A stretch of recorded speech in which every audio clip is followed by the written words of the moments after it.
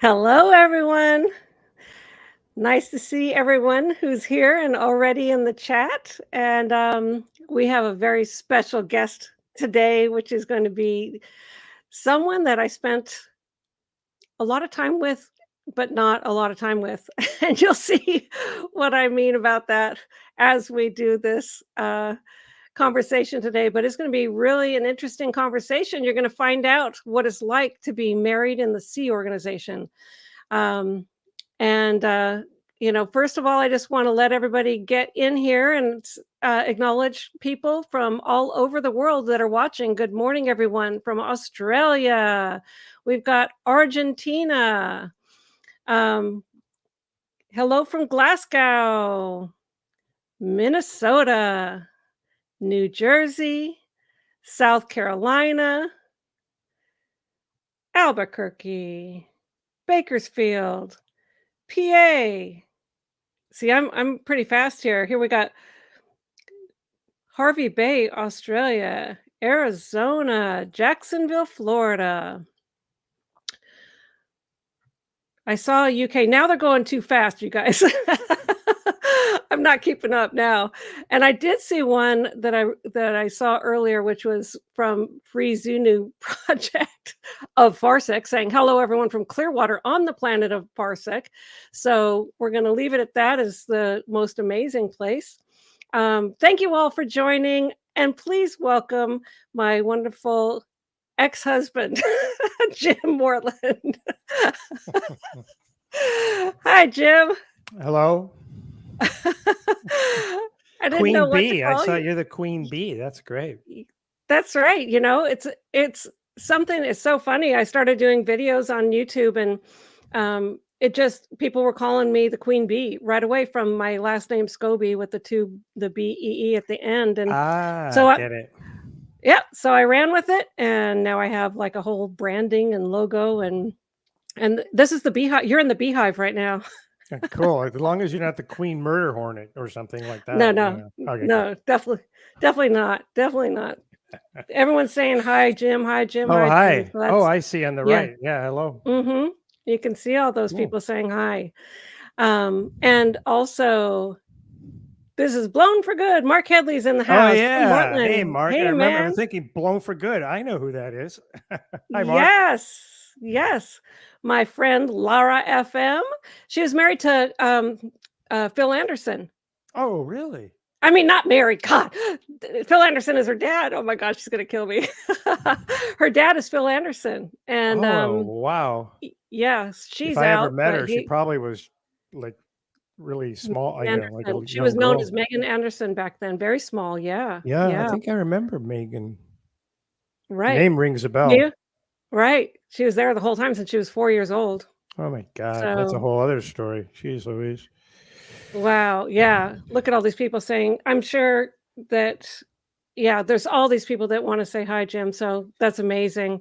It is really, thank you so much for joining me today. I wanted Sure. to talk to you for so long, and it's been a long time Yeah. since I've spoken to you. Um, but what I have is a whole thing ready today for us to kind of walk through. Sure. Um, and which will give everybody an idea of how we met and what we did while we were on the int base. And I put in the link in the description of this, the first video that you did with Janice and Mark, Mhm. um, because that gives an overview of your history in the Sea Organization. How you started in Scientology and, got into the Sea Org and the different positions that you did. So I'm not going to go through any of that. We're going to Okay. talk about the int base, being at the int base and our time there together. Good. Okay. Sure. And what you did and all this kind of stuff. So the very first thing that ever happened was, well, I'll give everybody kind of a little bit of an idea of what the base looks like, the main parts of the base. Um, so this shows both the north and the south side of the base, and those are kind of the main buildings. I was on that property for 20 years. My quote unquote home. And the funny thing that I want to say is if you see these two X's, the first X on the left is where I worked for many years, and the and the X just across the street is where Jim worked for Yeah. many years. Okay. Uptown and downtown. Yep. Yeah. And we worked across the street from each other, okay? But we were n how often were we on the same schedule? I Not even think one. probably when we first got married, because I was on the self-sufficiency project and I was working days and you were, but that would have been it. Like maybe the first year and a half, 2 years seemed like, and then Right. after that, schedules Yeah, were kind of bozo. right. Yeah, no, I don't know. I don't remember ever being on the same schedule. Well, probably when we were on the same schedule, we were so off schedule that it seemed like we weren't ever on the same schedule. Well, yeah, like in the States, had to start like at 6 a.m. I mean, we started work really early, right? And Right. you Yeah. tended to go until the wee hours of the morning sometimes, or generally. So Yeah. I wouldn't see you at breakfast. I wouldn't, I might see you at lunch. Well, actually, I don't think I saw you at lunch either. And then No, dinners, never, never. except for Well, holidays. lunch. Right, yeah, yeah, we did have a couple of those Christmas dinners Yep. together.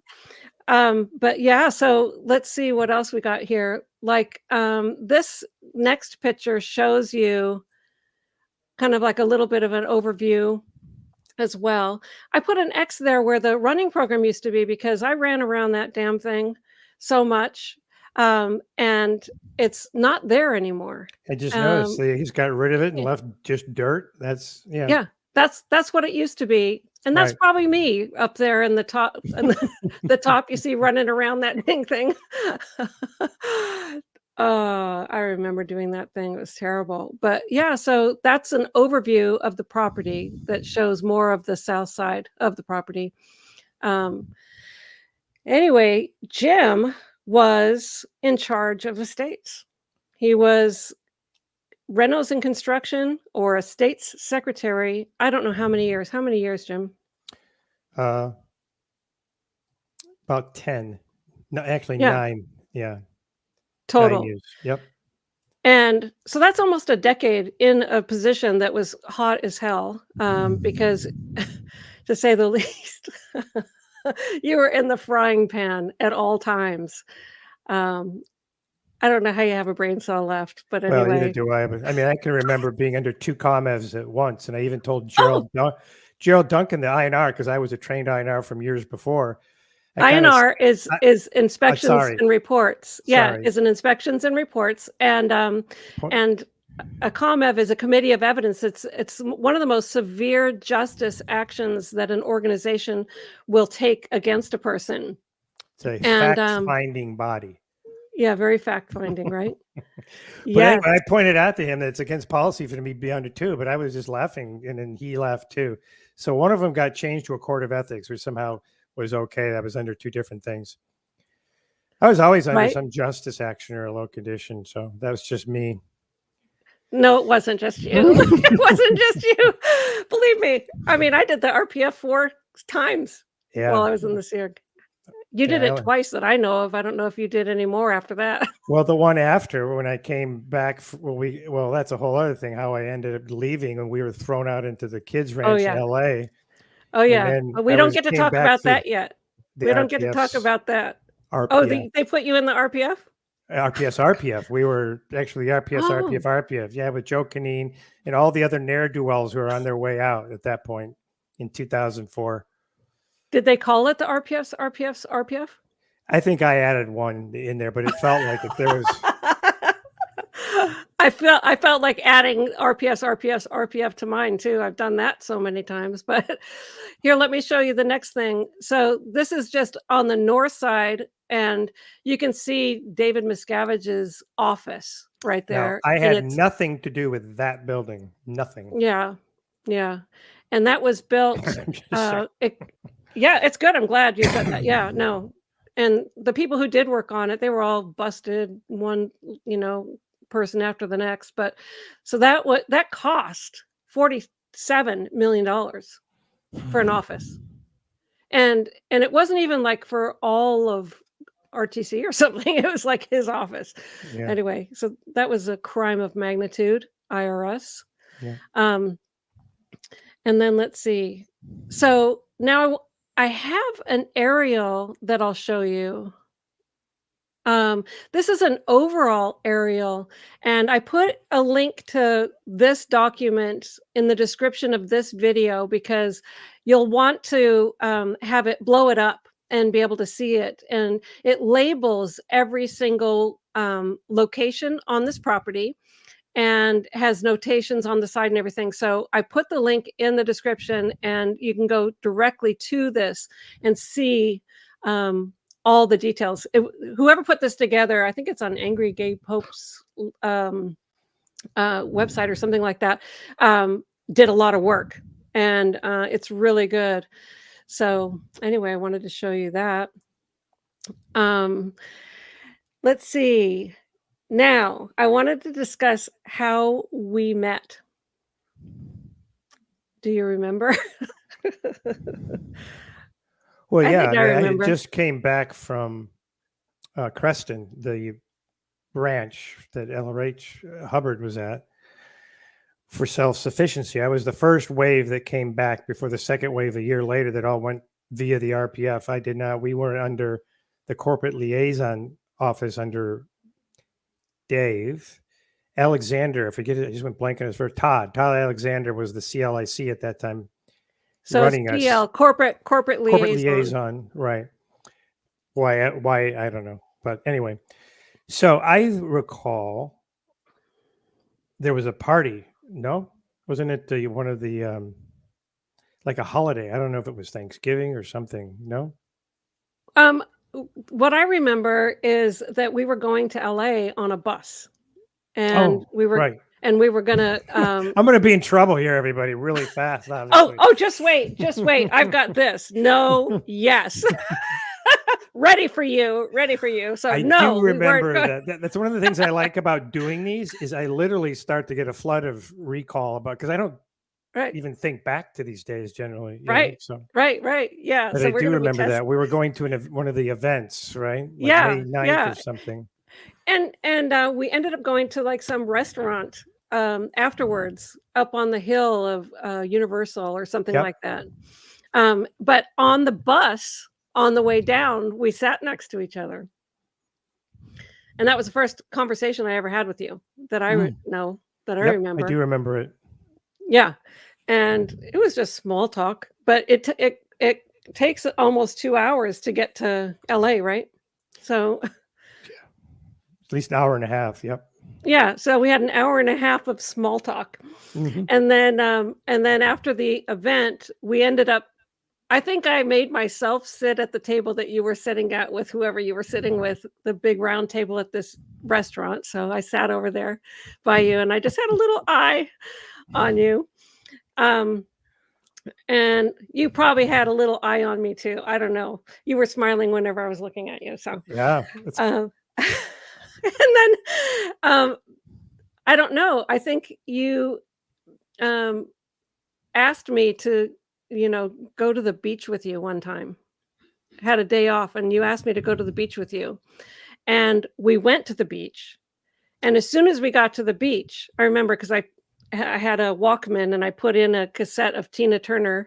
I got a call from Dave. Yes, you got a call from David Now, Miscavige. Sequentially, I would like to interject one thing. I think the party was before that, because by the time we went to the beach, we were starting to become a thing in my recall. Oh, the first time I ever talked to you was the bus. Right. And then there was the party where I remember we spent the whole night together, and, just, it was great. We danced some, but I just remember, and I don't know what event that was. Like, might have even been right after that. I don't know. But anyway, yes. And I remember I just arrived. I don't remember dancing ever. Well, we didn't dance much at all. No, we didn't. But I just remember that. But then, yes, we went to the beach, and I had, Todd Alexander, who was in charge, who I was reporting to, okayed me taking a day off. Right.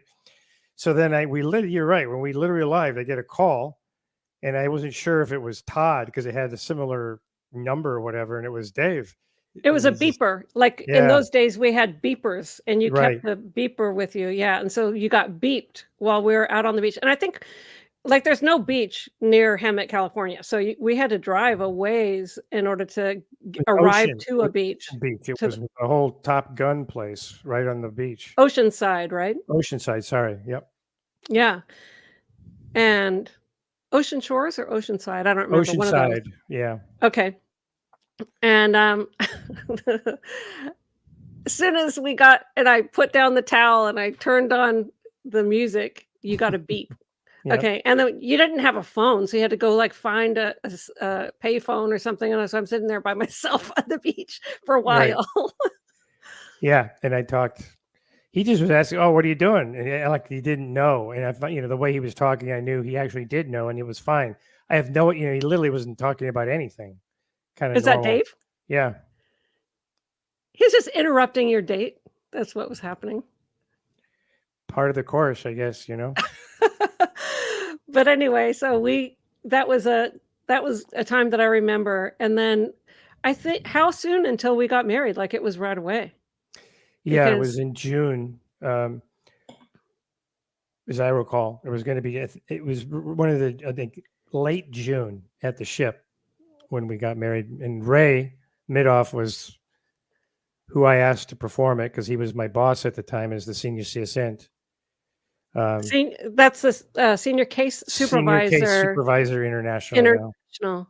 Sorry, Yeah, I got to watch the acronyms here. Pardon. yeah. I mean, let's see.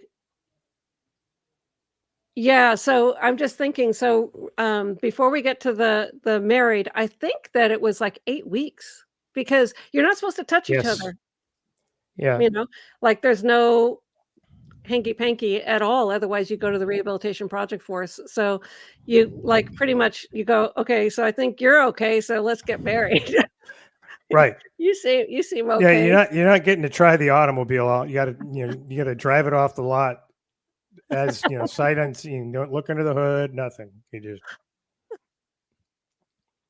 Oh god. I think that's why I've been Anyway, married 35 times. So. no, you haven't. No. And so, let's see, this is another part of the base, which is this is called the ship, even though it's not a ship, but it's kind of you can see it's got masts and a little swimming pool and cabanas and stuff. And uh, it's usually to schmooze people that come up to the base. The staff didn't really use it very much. Only on sometimes on Sea Org Day we would get together as a group and use it. It didn't happen very often, Yeah. but Star of California. yes, the Star of California, and this is another angle of it here. And it was Um, originally something Hubbard wanted for his entertaining. So it was yes, under the like HU, the Hubbard, the household unit. When I was in charge of that, we had to take care of that as well later. yes. Yeah, so that wasn't LRH space, quote unquote. So we couldn't use it unless it was authorized, for the whole base to do something there, or something like our wedding. We had to get that approved. So this is so I think it was like 8 weeks later, and I think that wasn't it July. Maybe it was June 15th or something, I don't Yeah, remember. it was like around the 20th. It was kind of late June. 18th, I think. Okay, so there it is, and then so here I'm in one of the cabanas on that ship, getting ready for the wedding, and that next to me is Roanne, and that is L. Ron Hubbard's granddaughter. She was the flower girl at our wedding. This is another photo of her and I getting ready. This is at the wedding. And in the background, you can see everybody, all the crew are in dress whites. The Sea Org, as you know, dresses in fake Navy uniforms. And so the dress code for the day was dress whites at the wedding. And in that first row, the first person there is Tom Ashworth. He's the one who gave me away. He was the watchdog committee member for reserves at that time. Is that Mark Yeager with his arms Yes. crossed? And yeah, Yeah. typical. Right Okay. next to him is the watchdog committee chairman, Mark Yeager, which a lot of people you knew all about. So that's that one. And then that's Ray Midoff. He was the Senior Case Supervisor International and Inspector General for Technology. He was the last person to audit L. Ron Hubbard before he died. So he was the minister at our wedding there. And then you can see us. So we walked, everyone's standing up because we walked down. And then we got cake shoved in our faces. See, it looked pretty good in a fake uniform there, but that's Paul Grady standing next to you, Janice Grady's husband. He sadly recently passed, but yeah, I've known him since I was, I think, 16 or 17 years old. But names next to each person. So starting from the left, these are all your friends. It was Mats Markowitz. Great chief engineer. He was and a chief huge engineer. LA Dodgers fan, though he's a Swede. He Really? swore to me in a previous lifetime he was he was heavy into American baseball, of course, as well as we love the Red Wings because Nicholas Lindstrom, the captain for the Red Wings, was of course a Swede. So we had a lot. He was a really, really good, very competent backhoe operator. Yeah, definitely. He was always trusted. Really good and competent at what he did. The next one is Walter Kotrick. Walter Kotrick, there's a lot I could say about him. He was my twin on the Rehabilitation Project Force. He called me a nerve saw. He is so funny. I really would like to know where he is or what happened to him. I know. He and I were best friends for a long time. Yeah, me too. I mean, we knew each other so well. We got each other through the OT levels, and people, that's all the way up to OT 5 on the Rehabilitation Project Force at one point. But anyway, we worked together. We were both electricians, and I shocked him a couple times. But anyway, then there's Tom Ashworth, and then Mike Eldridge. I think he's out of the Sea Org. Yes, Mike. I used to be in touch with him for a while. Okay, good. And it drifted. He got back into music. He used to be really into music. Oh, I didn't know that. Oh, yeah. Yeah.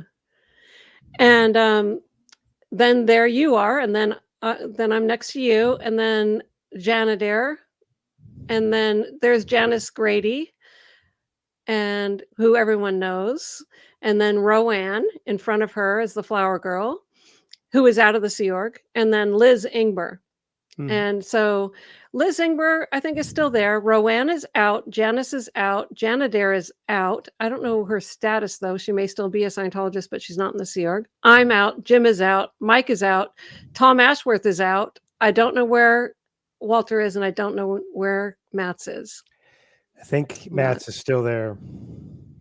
Oh, you do? Yeah. You remember he married Lisa Schroer's sister, Kate? Kate Markowitz. Yeah.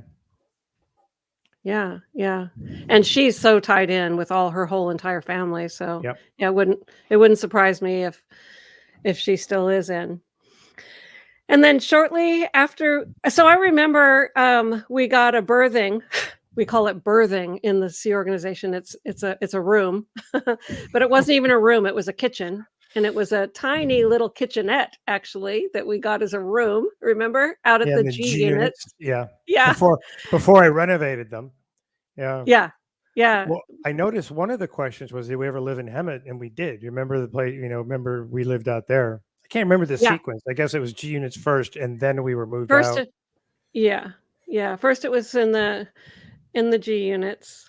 Somebody wants to who paid for the wedding. It's so funny. Anyway, we'll get to those questions, but actually, I don't know who paid for it. There's nothing to pay for. We did nothing. Here, I'll put the question up. Question: who paid for the wedding? This looks like the biggest wedding that anyone has talked about. How did you get so many people there? Okay, so they're ordered. Yeah, they were ordered. These are all the people that we worked with every single day. That's all of CMO International. They were all told by Mark Yeager, everyone, that's it, get up to the ship right now. And they all filed in, sat down, and then we started the wedding. The only thing that would have cost anything would be a cake, but what the galley just made a cake that where we, so they made a cake for it. So there was no expense at Right. all. In fact, we didn't even get a license. We just had a Scientology wedding and Ray Madoff signed something. We didn't even do it legally. So there wasn't a single expense. The dress I borrowed from somebody that Nice worked in dress. services. Yeah, it was pretty. That worked in services. She happened to have a dress that had a little bit of lace on it, and so I asked if I could borrow it. And yeah, yeah. No, I didn't have anything of my own. We picked a flower and stuck it in our hair, and that was about it. um, then Gary Weesey took a photo of us, a black and white photo of us. That was soon after we were married. So, do you remember that? Yep. I remember that was right out front of the lodges. Yeah, I always liked the shot. That was a great photo with the lighting in black and white. It was very nice. Yeah, that was good. So now the next thing that we did is after we got married, is we took a little vacation, which didn't happen very often. In fact, I think it was the only vacation in 17 years that we took. And we went to Michigan first to see your family. Right. And then we went to Seattle Right. to visit my family, saying, "Hi, by the way, we're married." Yeah. and this is who I married.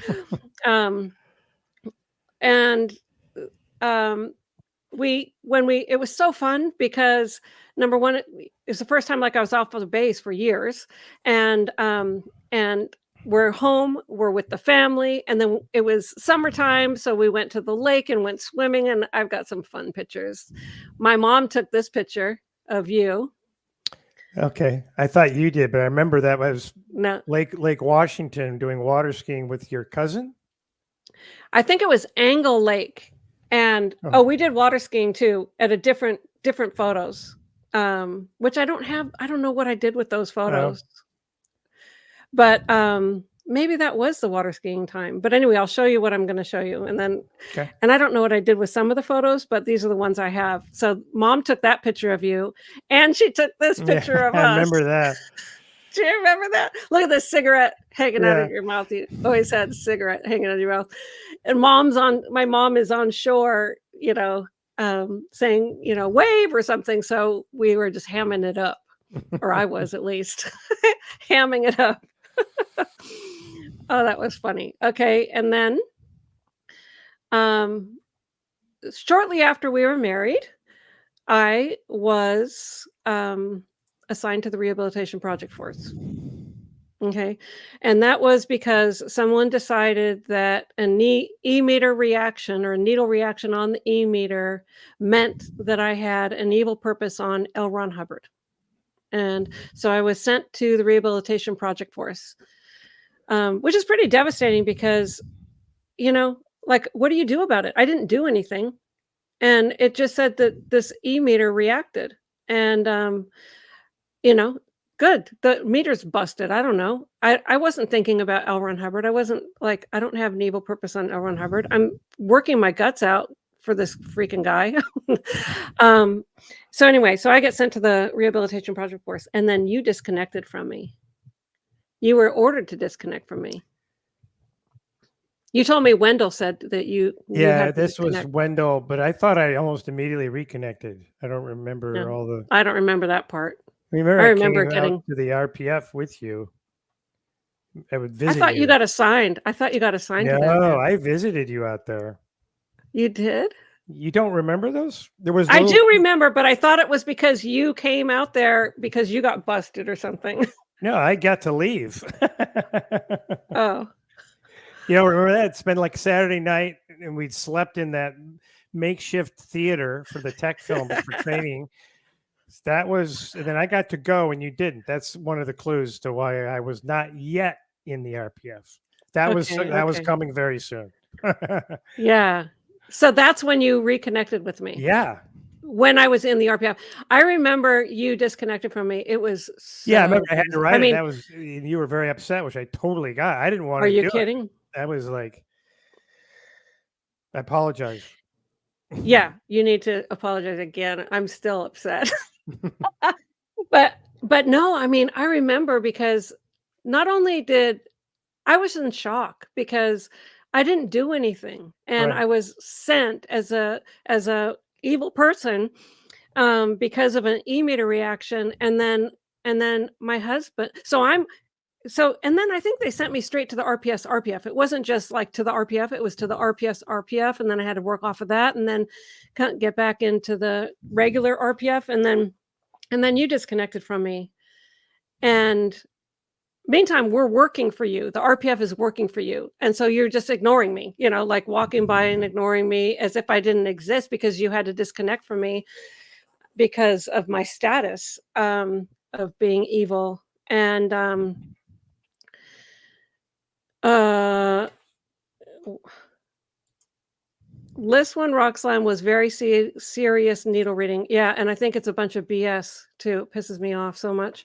Anyway, yes, serious. They thought it was serious, but whatever. And it ended up being complete BS, which I'll tell you about in a second. But so what I wanted to say was I was tiling the floor up for days, and I see you walking by. I'm still upset because I can't obviously talk to you or see you or even acknowledge that I exist, and I'm scrubbing the floor. We laid the tiles, we're grouting the tiles in, the galley, and, um and Sarah walks by with you. She was inspecting or something, maybe she was in the landlord office or something, and you guys were laughing, and I felt like Cinderella just on the floor doing this, and you guys were laughing, and I thought, "Well, at least if you don't wanna marry me, you should marry Sarah because she's such a lovely person." I love Sarah.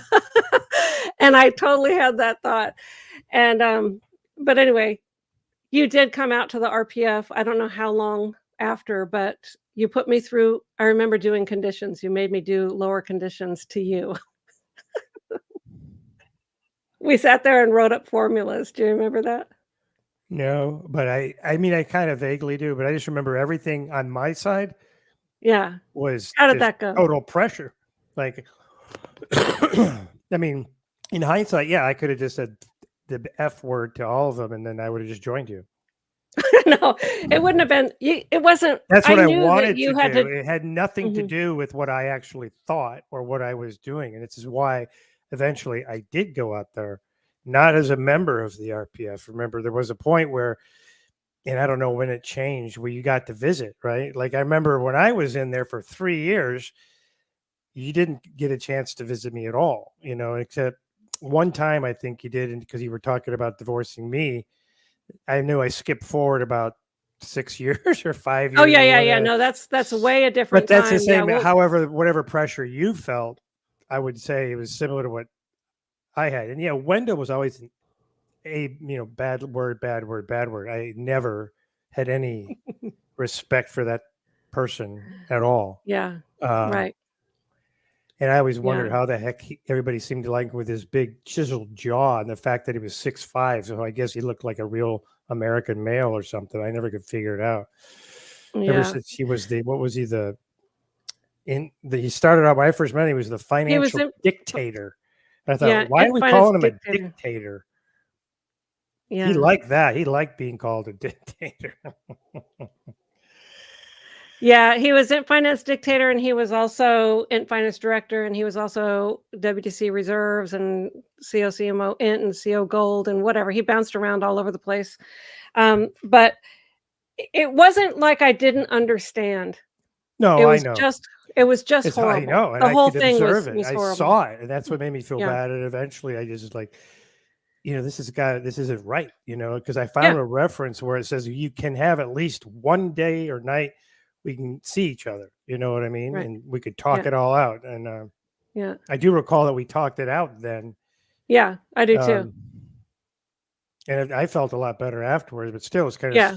it was messed up because I got to go. I'm not going to see you for another week, or Yeah. what? I don't know what's going on. Yeah. Yeah. I mean, I was on the RPF there for 15 months. Yeah. Yeah, and then I graduated. I did all the OT levels up to OT 5 and graduated, and, and then that was with Walter. And then the first thing that I did was I think I went to CMO Gold from there. Right. But let's see. I didn't know that you didn't do the RPF. I always had the idea that you went to the RPF because I saw you out at Happy Valley with me. But that's what you did, is you came out to solve that. So that's good. That actually clears up something for Yeah. me. I Yeah, mean, you and wanted I to don't know what clear it up. exactly. Yeah, they didn't allow it. And then at some point, I just said, this is just, I went over the fundamental points. She's still an SO member. She's Yeah. contributing according to the flag orders, which were the policy of how it's supposed to be run. So Mhm. what the bad word, like, just never made Yeah, sense. right. Yeah. Well, anyway, thank you for clarifying that. I'm glad that that's clarified because, Well, I'm, you were trying to fix it. well, I'm glad, again, thank you for having me on, because like literally, I don't think I remembered that time when I came to the RPF to see you for years. Just because, again, I don't. This Yeah. isn't something I have any reason or other venue particularly to kind of remember. And just as a quick sidebar, somebody asked how old we were when we were married. I was 30. It was 87, Okay. and I was born in 57. So that's why I look so spry or whatever. I was 30, and I you was were 6 24. years younger, right? You were Yeah. 24, Yep. born in Yeah. 63. Yes. We're gonna ask you some questions when we get to it, but, let's see how much you remember. But that's funny that you remember that. I bet you remember more than I think you're gonna remember. I got all these cards of Oh, questions. so you already did all the homework, and then you're going to trap me? Is that the plan here? These are just questions about me. That's not Ah, okay, good. We'll But you can see. ask me the same questions. I didn't do the research. I didn't do any research. But anyway, I wanted to show you something. I got a couple documents. Let me see. Ba ba bum bum bum. Okay, so I have to It's not my share my arrest warrant or something, is it? No, this is fun. This is an orders Oh, of the right. day. This is from 21 December 1989, and it's an orders of the day, which is a daily issue that would come out on the gold base. Sometimes, like CMO, the Commodore's Messenger org would have their own, and then gold would have their own. And this one was done in December 89. And it's just some fun things in here I'll show you. One is LRH advice, which is something L. Ron Hubbard wrote for gold. And it says, INT is expected to be a strong, effective, and efficient center capable of running and viably expanding Scientology internationally. Gold is expected to be a backup unit that can service the center. I didn't know that it said that before, but a Yeah. backup unit that can service the center and also provide the dissemination items vital to expansion. So yeah, that's the purpose that L. Ron Hubbard gave the gold base for INT. And I thought this was interesting that it says that the week's condition for CMO gold and gold is non-existence. We were always down. Yeah, I know.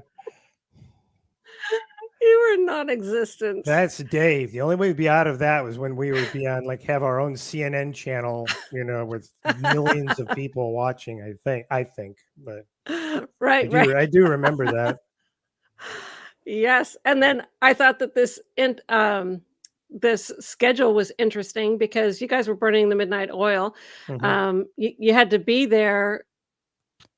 Let's see, bus leaves berthing 9:15, but you don't leave for berthing from the base until 12:45 in the morning, Right. I remember that. like Yep.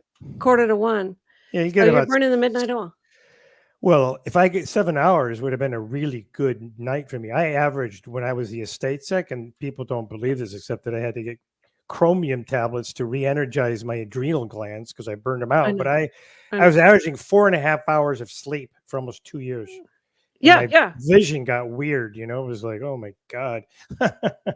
yeah, That's that's why. That's oh, why I look like man. this instead of the Yeah. other guy you saw earlier. That's But it's so true, it's so true. Hold on, how do I get out of this? I gotta go back to this. Okay, so And it said at that time, that Gold itself had 264 staff. I thought that was interesting. And I also saw on the schedule you had, muster and Chinese school and mandatory all hands, where everybody has to report to do something. I don't know what was the all hands all about? Like Well, in I mean, manufacturing or other people, like a lot of time, it depends on the time of year. I forget what year this was, but I do remember the little cartoon 89. character, 89. So that would have been probably too soon for like the build, what we call Building 36, the manufacturing building where, you know, the Mhm. CDs and all that. But there were always all hands for something, even if it's just prepping, you know, promotion, you know, marketing materials or something like that, you know. Yeah, and if you didn't think that everyone mustered up Yeah. together, a lot of times look at it, muster and then do this and then muster and then do this and then muster and then mandatory this. God. Okay, so in the ethics section, some people still dated their messages, so they got in trouble. Um, and then there's a commendation. Look at the commendation, everybody. Paul Kellerhouse Jackson, that's Gary Moorhead Jackson, Kenny Kempelman and Dan Probilski, because they returned uniform parts so that people could get uniform parts. And then look at this expanded non-existence formula from Paco. I'm going to read this real quick. It says, one of my hats, and has been for the last 13 years, was a cleaner of LRH spaces. Now, Yep. the reason why I'm bringing this up, he's doing non-existence. Hello, my name is Paco. I've been on this job for 13 years. Right. And This Ella non Ray Hubbard knew him personally. Yeah, So it's sort of like Nanita who, you know, like right. Yeah, so what is this BS of having to do non-existence? It's just ridiculous. Maybe his statistics weren't up or he's in trouble. But his job was to maintain all of the LRH spaces up to standards and getting it ready for his use at any time. Now, L. Ron Hubbard passed away in 1986, and this is 1989 that he's right. writing this. So that just lets you know that how serious they are about cleaning his spaces and having it ready for him to arrive at any time. Okay, so here, and now I got another dispatch. But let me just say something real quick. Let's see. 1 second. I have to go over here and then go like this. So I have another something to show you. Am I going to be in trouble? David, no, you're Okay. amazing. So David Miscavige always said, he's not involved in the day to day. I mean, how much of a crock of crap is that? He was involved in every single dang thing. Hmm. And so I have a dispatch, which is basically a communication that you wrote to him, and his response with his handwriting back. I'll show you. Okay, let's see. Let me get it to the right thing here. Brace myself. It's not bad. He didn't wipe you out on this one. Oh, I thought we saved all those. You know, I liked some of his long ones, you know. Yes, and his handwriting's hard to read, but it is typed up at the bottom, so we'll be able to see it. And I'm not going to read your whole thing, but I'm going to go over here and then go over here so I can go through. So Oh, yeah. you wrote a thing to him that's saying rehandling for garage and ongoing projects, and then he added some carbon copies, which was IG and then IG admin Right. and COCMON. So there was at least six people in between you as the Reynolds and construction chief Gold and chairman of the board RTC. Mm-hmm. And but you're reporting directly to him and he's giving you direct orders. Yeah, he always wanted Um, me to. I mean, I was one of the few. There was a period, you may remember, he'd go off on his bike every day. He would see yeah. me, Gary Weesey, Rick Cruzen every day. Yep. So because, you know, Reynolds was just so important. And I always thought, what the heck, you know, I mean, I'm down there filthy and whatever. I'm just saying. Trying to get something done, and He he's wanted interrupting that you. way. Yeah. Then before he could give me a new order or add something different. So I had to watch that all the time. But anyway, I'm sorry. Go ahead. Yeah. Yeah, no problem. It's Well, yeah, that's target exactly is right. July 1st for a Yeah. total done, moved in and operational. And I see that you're using the RPF's RPF here. It says the sets and props materials will be moved out and set up behind the tent on pallets and covered in plastic. The RPF's RPF does this tomorrow. So you're getting them to work. But it's 4 pages of total Logistics minutia, about, like yeah. logistics and every single thing, like this is going to be moved over here and this is going to be doing this. I'm going to scroll through it so anybody who wants to screen grab it can watch, or can read the whole thing if you want to. You were doing work at the ranch too. It looks like the grading was complete. Yeah, we had a lot of projects going at the same time. Yeah. In The '89. cottage, the septic system. The septic tanks are installed and plumbed. Oh yeah, he assigned me to dig up and white glove a overflowing septic tank. Who did? David Dave? Miscavige. Yeah. Like later, you mean, or? This was earlier. This was in probably 84. Oh, before we did all we're doing the renovations. Yeah. Yep. Wow, that's So that's freaking sick. that was a fuck. So, I drained. That's okay. I think I'm already demonetized for different things, but it doesn't matter. So septic system and all this electrical stuff, okay. This is okay. Jim Mortland, Reynolds and Construction Chief Gold. So that's your signature and your dispatch. You remember that, right? oh yeah, it's all bringing. That's what I'm saying. When I do these, I remember all. As you go through each paragraph, I remember all these different things, and yeah, I had to send him updates all the freaking time.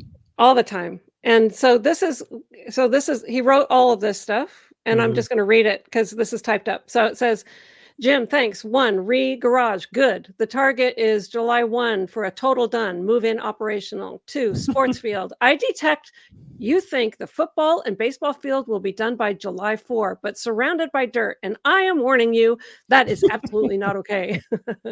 I agree with putting the sod on the fields, but you'd better get the weeds killed and the whole area hydro-seeded as soon as possible. That area is to be done and turned over to grounds by July 4th. 3, do you have to word clear these when you get them right? Like you have to like go through a whole procedure when you receive an order from David Miscavige to make sure you don't have one single word in here that you don't understand, right? Only the one at the bottom, the 4-letter one that started with D. That's the only one I didn't understand at all. That's the only one. And it says ranch. That schoolhouse has 2 floors. The house that is supposed to be ripped down. What happened to the new building? 4, what about the other new projects? Any architecture getting done? Qual, birthing, please info. So he is all over all this minutia stuff, and you're reporting directly to him. He did add on a few carbon copies of people who should be in the know that are in between you. I noticed there's no WDC Gold on there. I don't know why that would be, but anyway, I thought that was interesting. Piece of history from your time. You just brought back all kinds of memories. Thank you. Oh. Oh my gosh. Okay, so I can get rid of this. And then where did you get all this? I'm curious. Oh yeah, everyone wants to know that. Oh, okay. So I don't want to, not if it's a state secret. I don't want to have to sign a non-disclosure agreement again. Right. Okay, and then I've got a couple more things here, which is going forward a few years now. This probably would have been December 1995. I think I wrote it on the picture. This is when we lived in Hemet, in one of the little apartments there. Devonshire. Yeah, the Devonshire. That's correct. Oh, maybe Kirby is where we lived. Yeah, one of the two. I don't know. Think it was Kirby. Yeah, I think we lived in both at some point. Whose Devonshire dog is and that, Kirby. Is that a cat? It's a cat. Well, we didn't have a cat, did we? Oh, we did for a brief. We did. I remember. A cat. We had a cat. And then we had to let her loose in the branch later when I went. Everything went sidewise and. Okay. Sorry, you go ahead. We did not have to let her loose at the ranch. What happened was my cat. What's my cat's name? Do you remember? Mittens? No, Mittens. It was Tara. Yes, I remember that night when you say it. I do. She had sort of a calico. She had a Yeah, she was a nice, calico, and pretty cat. security for some reason rounded her up and stuck her out at The ranch. confiscated her and stuck her out at the ranch. And then Jim, you told me, many, many years later that I tried to get that her she off the roof. I saw her on the roof with other cats because I recognized her. I'm like, what the Mhm. heck are you doing there? Yeah, Because it became sort of a wild place. There were other cats, and they were up on the roof to stay away from the cat, the wild, the mountain lions, to be honest with you. yeah. You told me that she was eaten by a coyote. Somebody told me that at security later because I tried to get her. I actually was trying to use food to get her off the roof, but she was kind of feral at that point. Mm, She's with 3 or 4 other cats. Remember yeah, the U shape of that building at the ranch? mhm. They would go all the way around it, and sometimes they come down on a tree nearby, and then they go back up. Yeah, I they can had to never live up forget there them. to be safe, right? Yeah. Anyway, that I was really upset about that, that security would take my cat, and, I'm just doing my job, and then I have no cat suddenly, the cat was confiscated, and they must have received some order that all animals couldn't be at the birthing spaces or something, I don't know. We weren't even told. Right. Anyway, that I upset thought we me. remember she was missing, and we were looking for her for a while. Nope. We didn't know where she was. Well, how did you just one day I was somebody told. took her? Yeah, I was told by that security was doing a roundup and did a roundup, and that's where she went. It is out there. And I never went out there. It was the RPF out there and the kids out there. I never went out there, but anyway. Ugh. Ugh. Okay, and then here's another photo. This was, I think, right around the same time because 'cause you're wearing the exact same thing even though I look different. So, That was my this is wardrobe. That's all I had. That was it. this could have been 5 years later. I'm pretty sure it is. You can see my No. 5 o'clock shadow is kind of deepened. I think it's about 6 years later. No, no, it's the same time as this previous one. I'm sure of it because I the same exact clothes.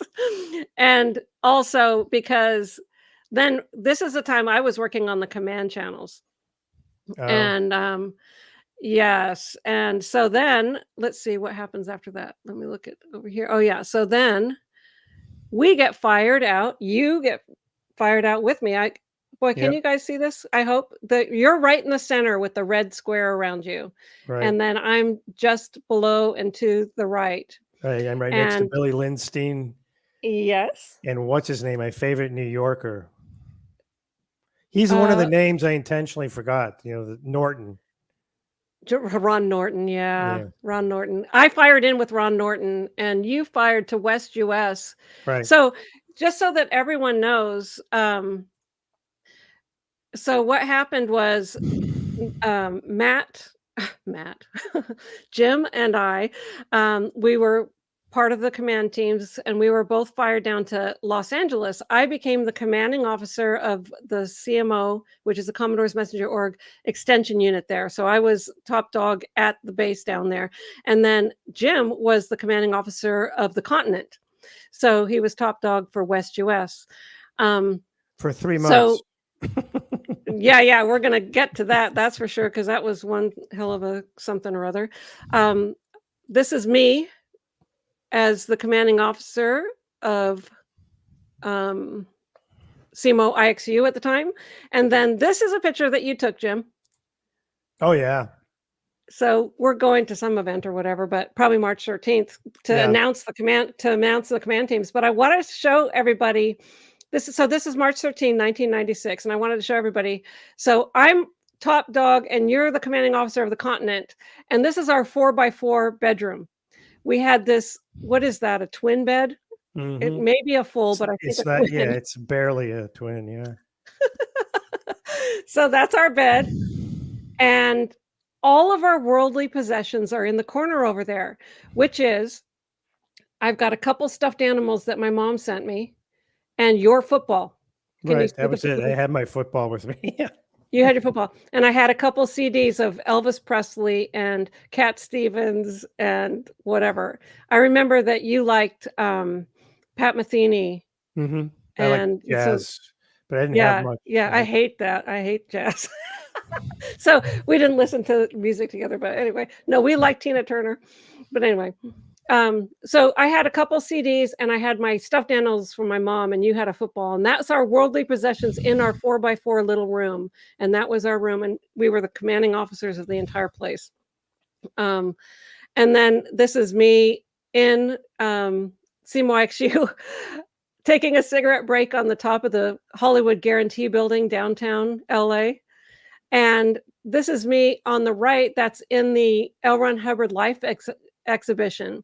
And I was in charge of there were so many orders by David Miscavige of what had to be done in that place. This is me taking you can see I'm holding a bunch of Polaroid pictures because I'm getting the punch list done and then taking pictures of whatever that is so I can send up compliance reports. But so I felt so free. You can tell by looking at me there. I felt so free because this is the first time I ever drove, you know, because we, in 17 years that we were married, Jim, did we ever own a car? No. And I remember you had assigned one, and I remember you learned it, and I let you drive. That was great. You know, that was fun. Yeah. In LA, I got my driver's license. It was a pretty safe trip down to Hollywood, don't you think? Oh yeah, total safe trip. Yeah. Just don't hit the pedestrians. I got so many stories, you know. But anyway, I only drove because we got busted like almost right away. And called back up to the international base by David Miscavige. But it was so it was my first. I felt freedom because I was off the base. I was in charge. We weren't sleeping though, because David Miscavige we had to do the new golden age of tech, and we had to translate all the materials, and we had to work around the clock and set up a whole translations unit of people that we had to ship in from every continent in order to do this thing. And we pulled it off just down to the wire. We pulled it off. And you went to a briefing in East US or something. You were a guest speaker. Yeah, I was sent with Ron Norton, who was my direct senior at IXU, the CMO, Commodores Measure Organization, external. For what he wanted me to do was because we were trying to build the St. Hill size orgs, including ASHO, the American St. Hill Organization. And I was out recruiting for them under his direct offices, and he was using that for. There was one little obscure FO, called flag order, which is where I could get, if I could recruit like 6 people for for ASHO to join them. One of the organizations, 2 or 3 to the CMO IXU for other units. So I wanted to set that point because this wasn't like Jim's idea. Oh, I'm just going to get up in the night. I'm going to fly to New York, or I'm going to fly to Portland. This was all part of a plan to execute what he and I thought we were out there to do, which was to expand these orgs. So you can go ahead. I just wanted to have that, because then the rest is infamy. Pearl Harbor on steroids. Immediately followed. Oh my God. So all of a sudden, I know. So it's just ridiculous. Jim went as the commanding officer of a continent to speak at an event. David Miscavige didn't like that. So he ordered his hitmen to come and gather Jim and I up and put us in a car and then drive us to the INT base. And that was the last time I saw you for 4 years. Right. I was in the RPF for 3 years. Yeah. So he assigned Jim to the rehabilitation project force and assigned me to the swamp part of the base. It was called Old Gilman House. And I was restricted to the base. I was put under 24-hour guard, and I was put on heavy manual labor for Jim attending an event. And I didn't even know you were attending the event. How was I supposed to know? We never saw each other. I was up around the clock all the time. Okay. I never even got to get my stuffed animals back. All right. And you never got your football, did you? No, I got nothing. Okay. Everything I had down there was lost, including my passport. Oh, really? Which I was thinking I could use within my first day of arriving at the RPF. Yeah. Skip town. No, but the idea that this was some wildcat action, AVC, which is the Authorization and Verifications Committee, or I forget the C, what the C was. Yeah, correct. Whatever. Anyway, they were part of RTC, and if you went out on a project, they would okay it, and they did. And that was Mariette Lindstein at the time. She got into hot water. Everybody got into hot water, So, well, she's the one who had to escort us back up there. I remember. Yeah, I remember she was very, at least to me, she was really. She looked I remember looking at her. She was like, she looked shell shocked in the car on the way up.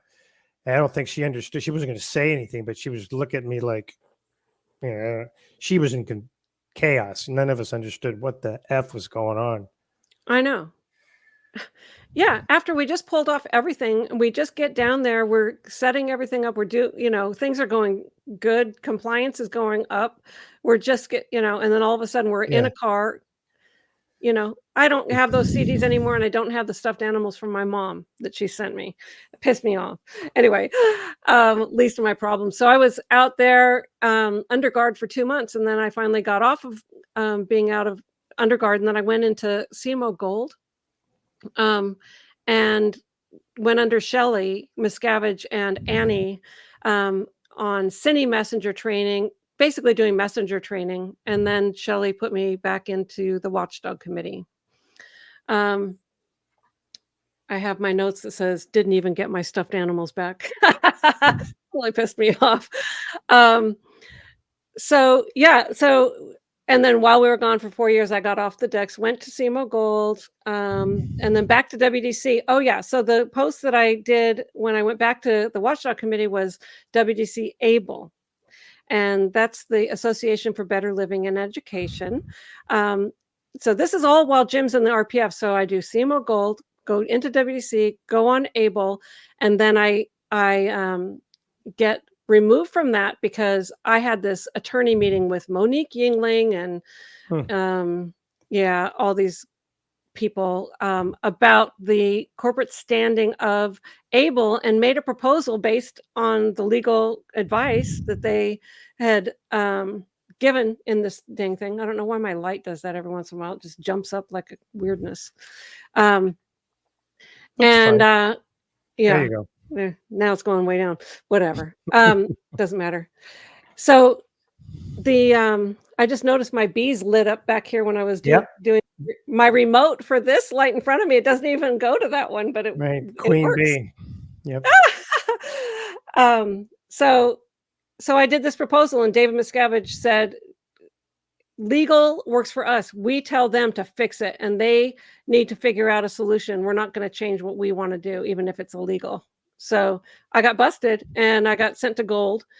And do you know what job I held in Gold for 8 months? I don't. Yeah. So for 8 months, I was the circuit board assembly in charge in HEM. Right. I do remember now. You mentioned HEM. I didn't know the details of it, but I thought that was why they have you putting together e-meters. But yeah. So I was in charge of circuit board assembly. I was soldering little circuit boards.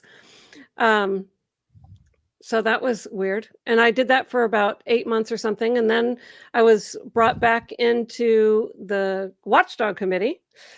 So it's so funny when you're there, you're just like a ping pong, one day you're wearing commander stripes. The next day you're in a boiler suit. The next day you're in commander stripes. I mean, it's like, what?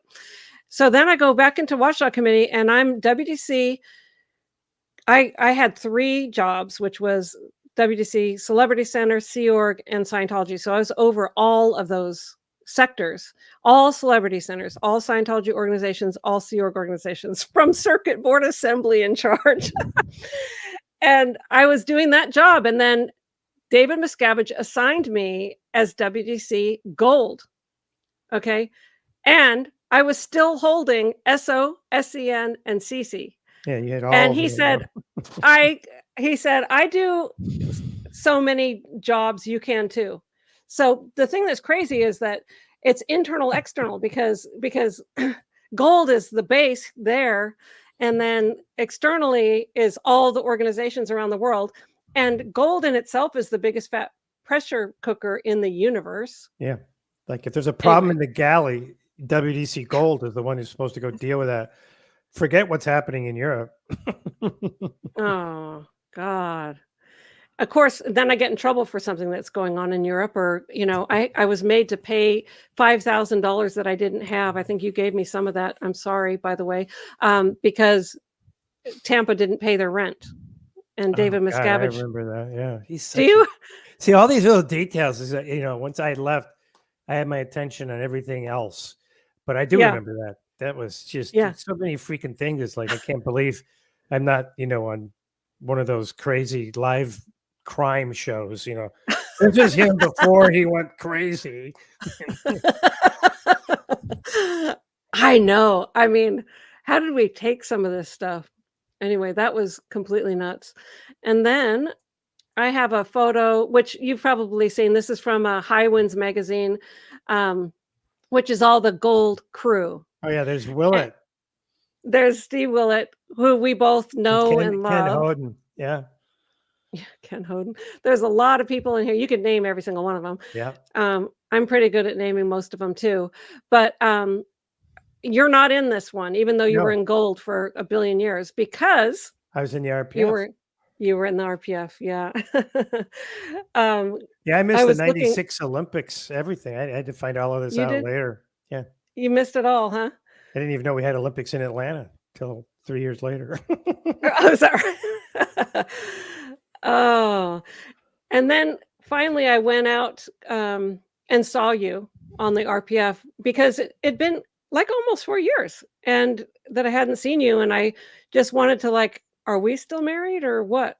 Because it wasn't a thing where at that time where you can go out once a week and see your spouse. There was Right. nothing like that. Yeah, they closed In the that early down. days, yeah, in the early days you could, but later there was nothing. So even though he's still at the base or whatever, I never laid out, well, because mainly it was out Happy Valley.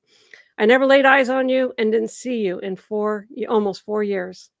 One time, Right. not a single time.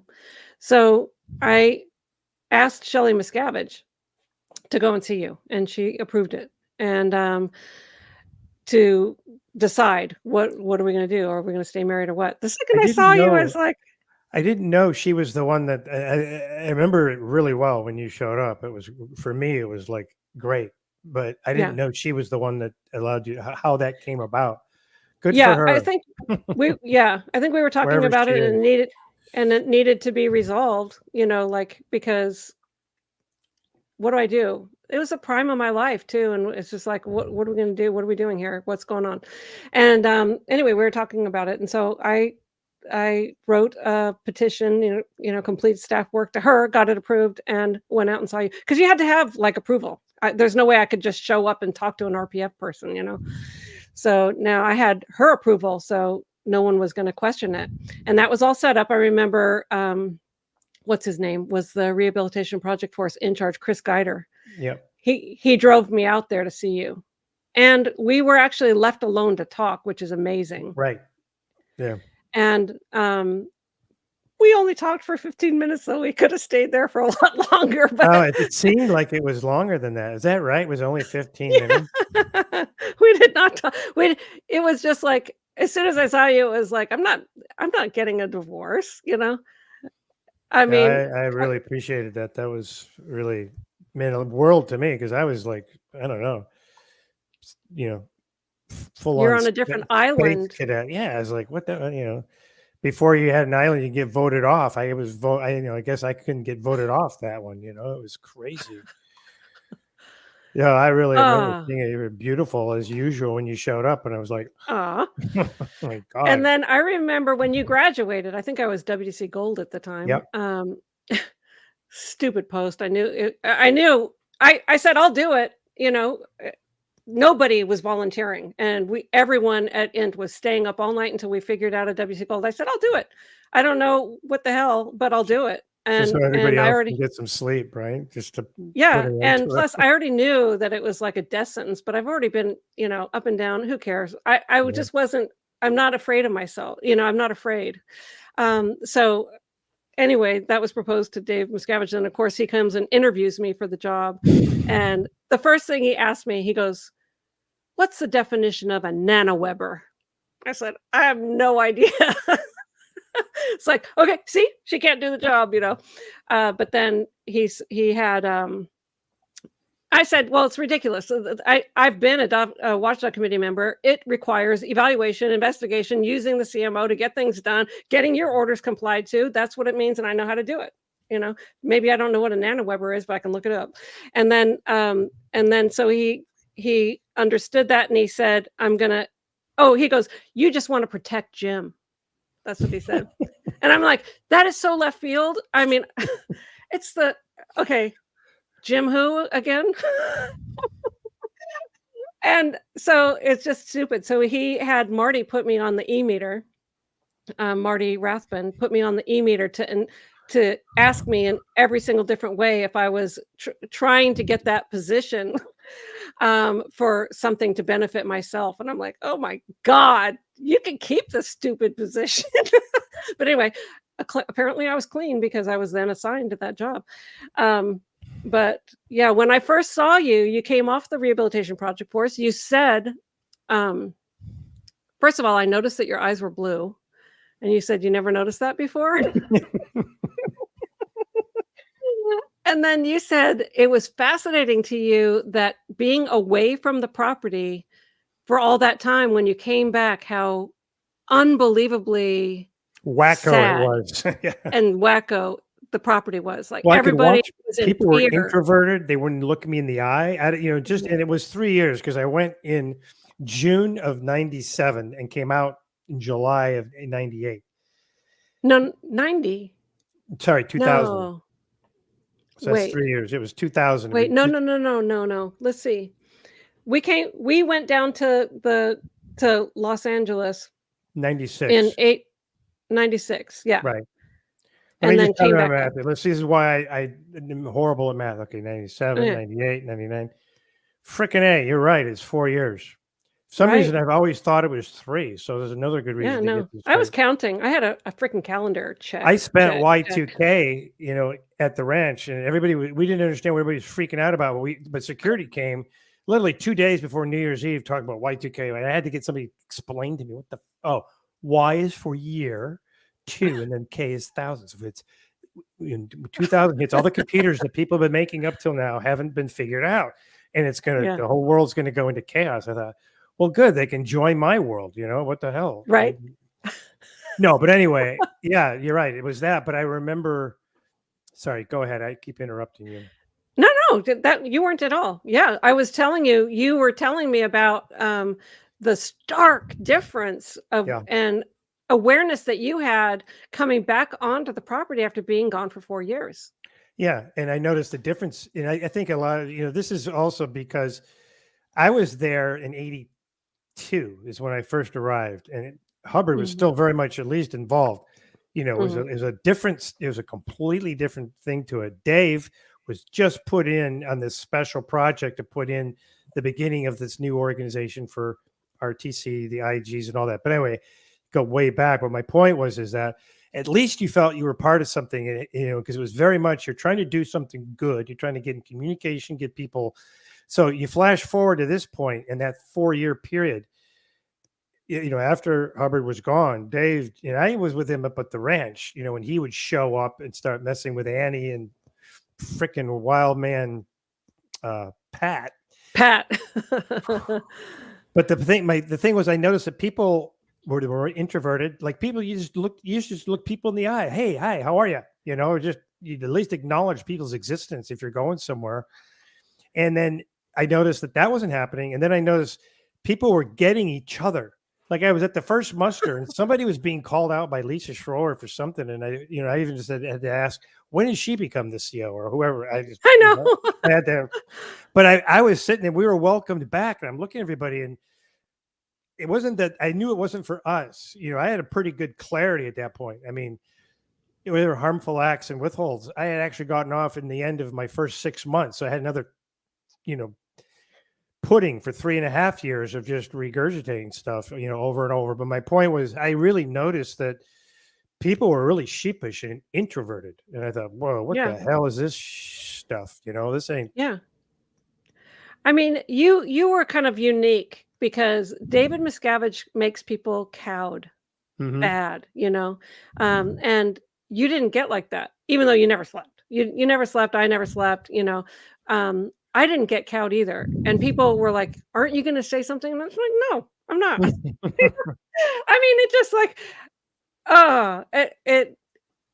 it really pissed me off, and, but that's the thing is that's why you're not there because Right. you didn't tolerate it, and it wasn't something you weren't gonna cow to it, and I just loved when you came back and told me that observation because it was so true, and it kinda opened my eyes better too, to see because I felt like the general tone of the place was resentment and hate, you It know? was covert hostility. It literally was in the tone level, and these are people that I'd known and liked a lot. Most of them I Mhm, worked with. 3 year, mhm, flash forward 4 years. Suddenly, there's like, Night of the Living Dead. It was very right? strange for me. You get Yeah. a kind of clean view of what's going on. But Yeah. Dave would never get physical with me ever. Mm-mm. And put it in, well, just as the way I am. I'm an idiot probably because when I guarded him in that famous ASI Author Services basketball game with the HU/gold, I guarded him, and he tried to be dirty with his elbows, and I just, I played football and hockey. Come on, you midget, Hockey. you want to play this stuff? And I knew who I know who he is. He has an ASI. What's his name? The tall guy from Down Yeah. Under. Yeah. Blank, I know the face. I'm good Yeah. at faces, but forget the name. But my point was, he tries to do that all the time. He tries to be a bully always. And in the Yeah. basketball court, I had the option. I had the ability. I played. I was still very athletic, more than him. He worked out all Yeah. the time, but he didn't know what the hell he had to do with his body. He couldn't make it do Mhm. things. So I just Mhm. shut him down because this is a game. He can't foul me. And even the first time I complained to the guy, I said, "Okay, good. If you're going to allow that." And I keep forgetting this guy's name from Down Under. He's probably still there. Tall guy, wears glasses, starts with an S. I don't remember which I one. think he's still there. At least he recently was within the last 4 to 5 years. Yeah. He's kind of became Dave's hitman for later things, more recent. Mhm. But my point was, he even gave me a little wink because he was good. He saw what was going on, and as long as I was not going further, but that's where that game dissolved into just a fight. Mhm. Mhm. But Yeah, you weren't oh somebody to be man, messed with. It was known on the property actually, and it helped that you were a big hockey player too, because boy, is that a physical sport, right? but I didn't try to be a bully. At least I know sometimes I got heated on stuff. I remember taking Spike Bush and running Yeah. after him when he was being mean to one of the chief grounds, the girl, I forget her name.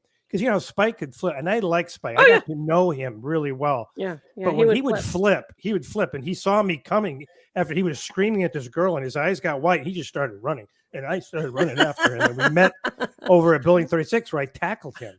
And one of the Yeah, MAAs that went by, I just tried to get him to calm the F down. That was it. I didn't yeah, punch him. I just held him still. And then right. we got in a nice, smooth communication about it. Yeah, And I very didn't even smooth. there was somebody wrote a report, KR. I didn't write a KR, on that. Knowledge report is a KR, knowledge report. Sorry, Yeah. report somebody doing something unethical. Now that would have, should have been, but I knew the people. A lot of people went through my doors over the years that were, if you were the top guy, if Dave, you got on his wrong side, like you just looked wrong at him or whatever, you'd come through his sticks. You know what I mean? Oh, And yeah. I always tried to help them do something productive and, get back on their feet or whatever they wanted to do. So Yeah. sorry, I've Yeah. digressed, but I bring back these memories as we're talking here. And I just, That's part of the purpose, to yeah, go through all that kind of stuff. Yeah, it's fascinating. I mean, one of the things that I wanted to do is, I still have more photos and more to talk about because, things took a turn, but at this juncture, I wanted to see if you how much you knew about me because we were married for many, many years by this point. don't I get Okay, a you ready? chance to study for this exam? I mean, this is like, oh my God. Okay, go ahead.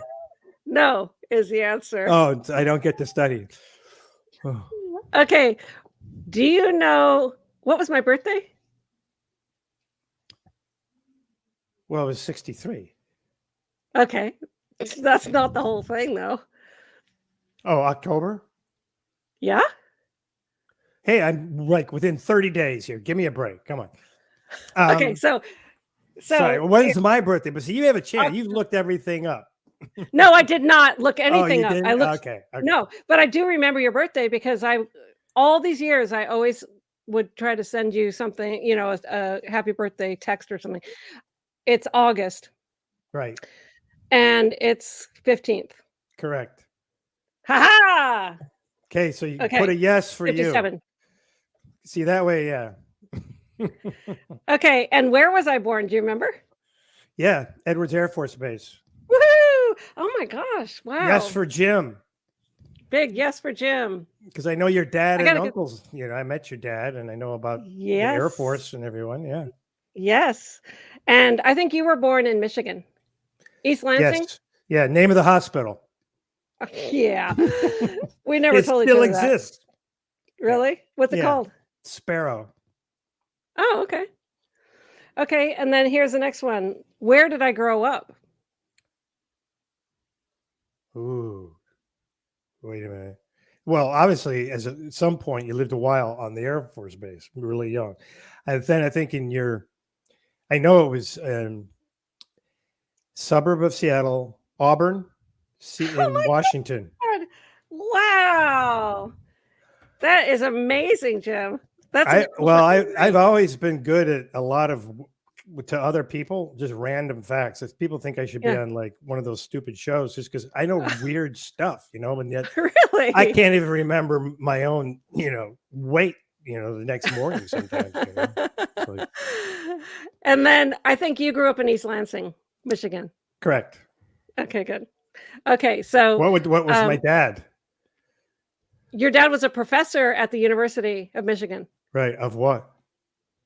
Michigan State, by the Um, way. Never say University of Michigan. That's minus 1,000 points right there. Sorry. I gotta know. Is it Michigan State University? Yeah. You First took me land there. grant college in the country, established 1855 by Abraham Lincoln. Wow. Okay, so yeah, he was a professor there of what? Clay Uh, mineralogy. is that what it was?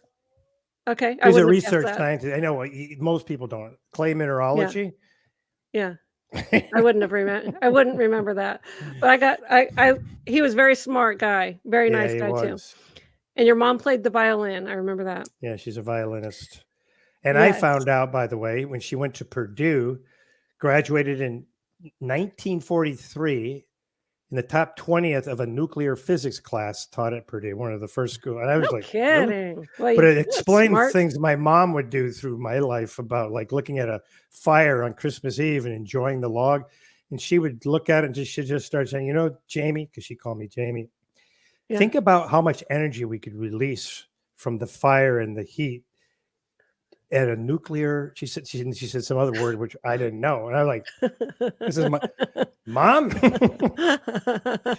Sorry, I digress again. So No, that's awesome. That's awesome. She was very smart, and so yeah, was I your like dad. parallel Jen. Go Go green, green. Go go green. white. Parallel Jen. I don't know if I know you, but that's Yes. great, and I love the kitty cat. Also, so your dad's name was Max Correct, and your mom's name was Betty? Phyllis. Your mom's name was Phyllis? Yeah, you're thinking of Betty, when my dad divorced right after I was done with high school. He divorced my mom, Phyllis, but you met Phyllis, and then Betty is who he cohabitated with. I think they were married. I shouldn't say that. He did the right thing. Cohabited. Um, wow. So your mom's name is not okay. I gotta know Those are what just your two mom's different name people. is. Yeah, yeah. Wow. Okay. So I didn't know your mom's name was Phyllis. I was thinking it was Betty. No, Okay. What were my parents' names? My mom and dad. I know you have Aunt Connie. Your dad No, is. I don't. I don't. No. Oh. Okay, hold on. No It's Connie. close. I have I'm no going to Connie circle and back to that because I had it. I was thinking about it when you brought something up to me about this yesterday. I'm going to circle back to that because I think I remember okay. it. But anyway, dad is Jim. Excellent name. And your brother is Jim because we were the James gang, which is what I called us. I don't know that your dad or your brother like that, but I say, hey, we're the James gang. You know, Yeah, it's a yeah. nice, My dad's stupid name was way Jim. of My husband's name was Jim, and my brother's name was Jim. Good name.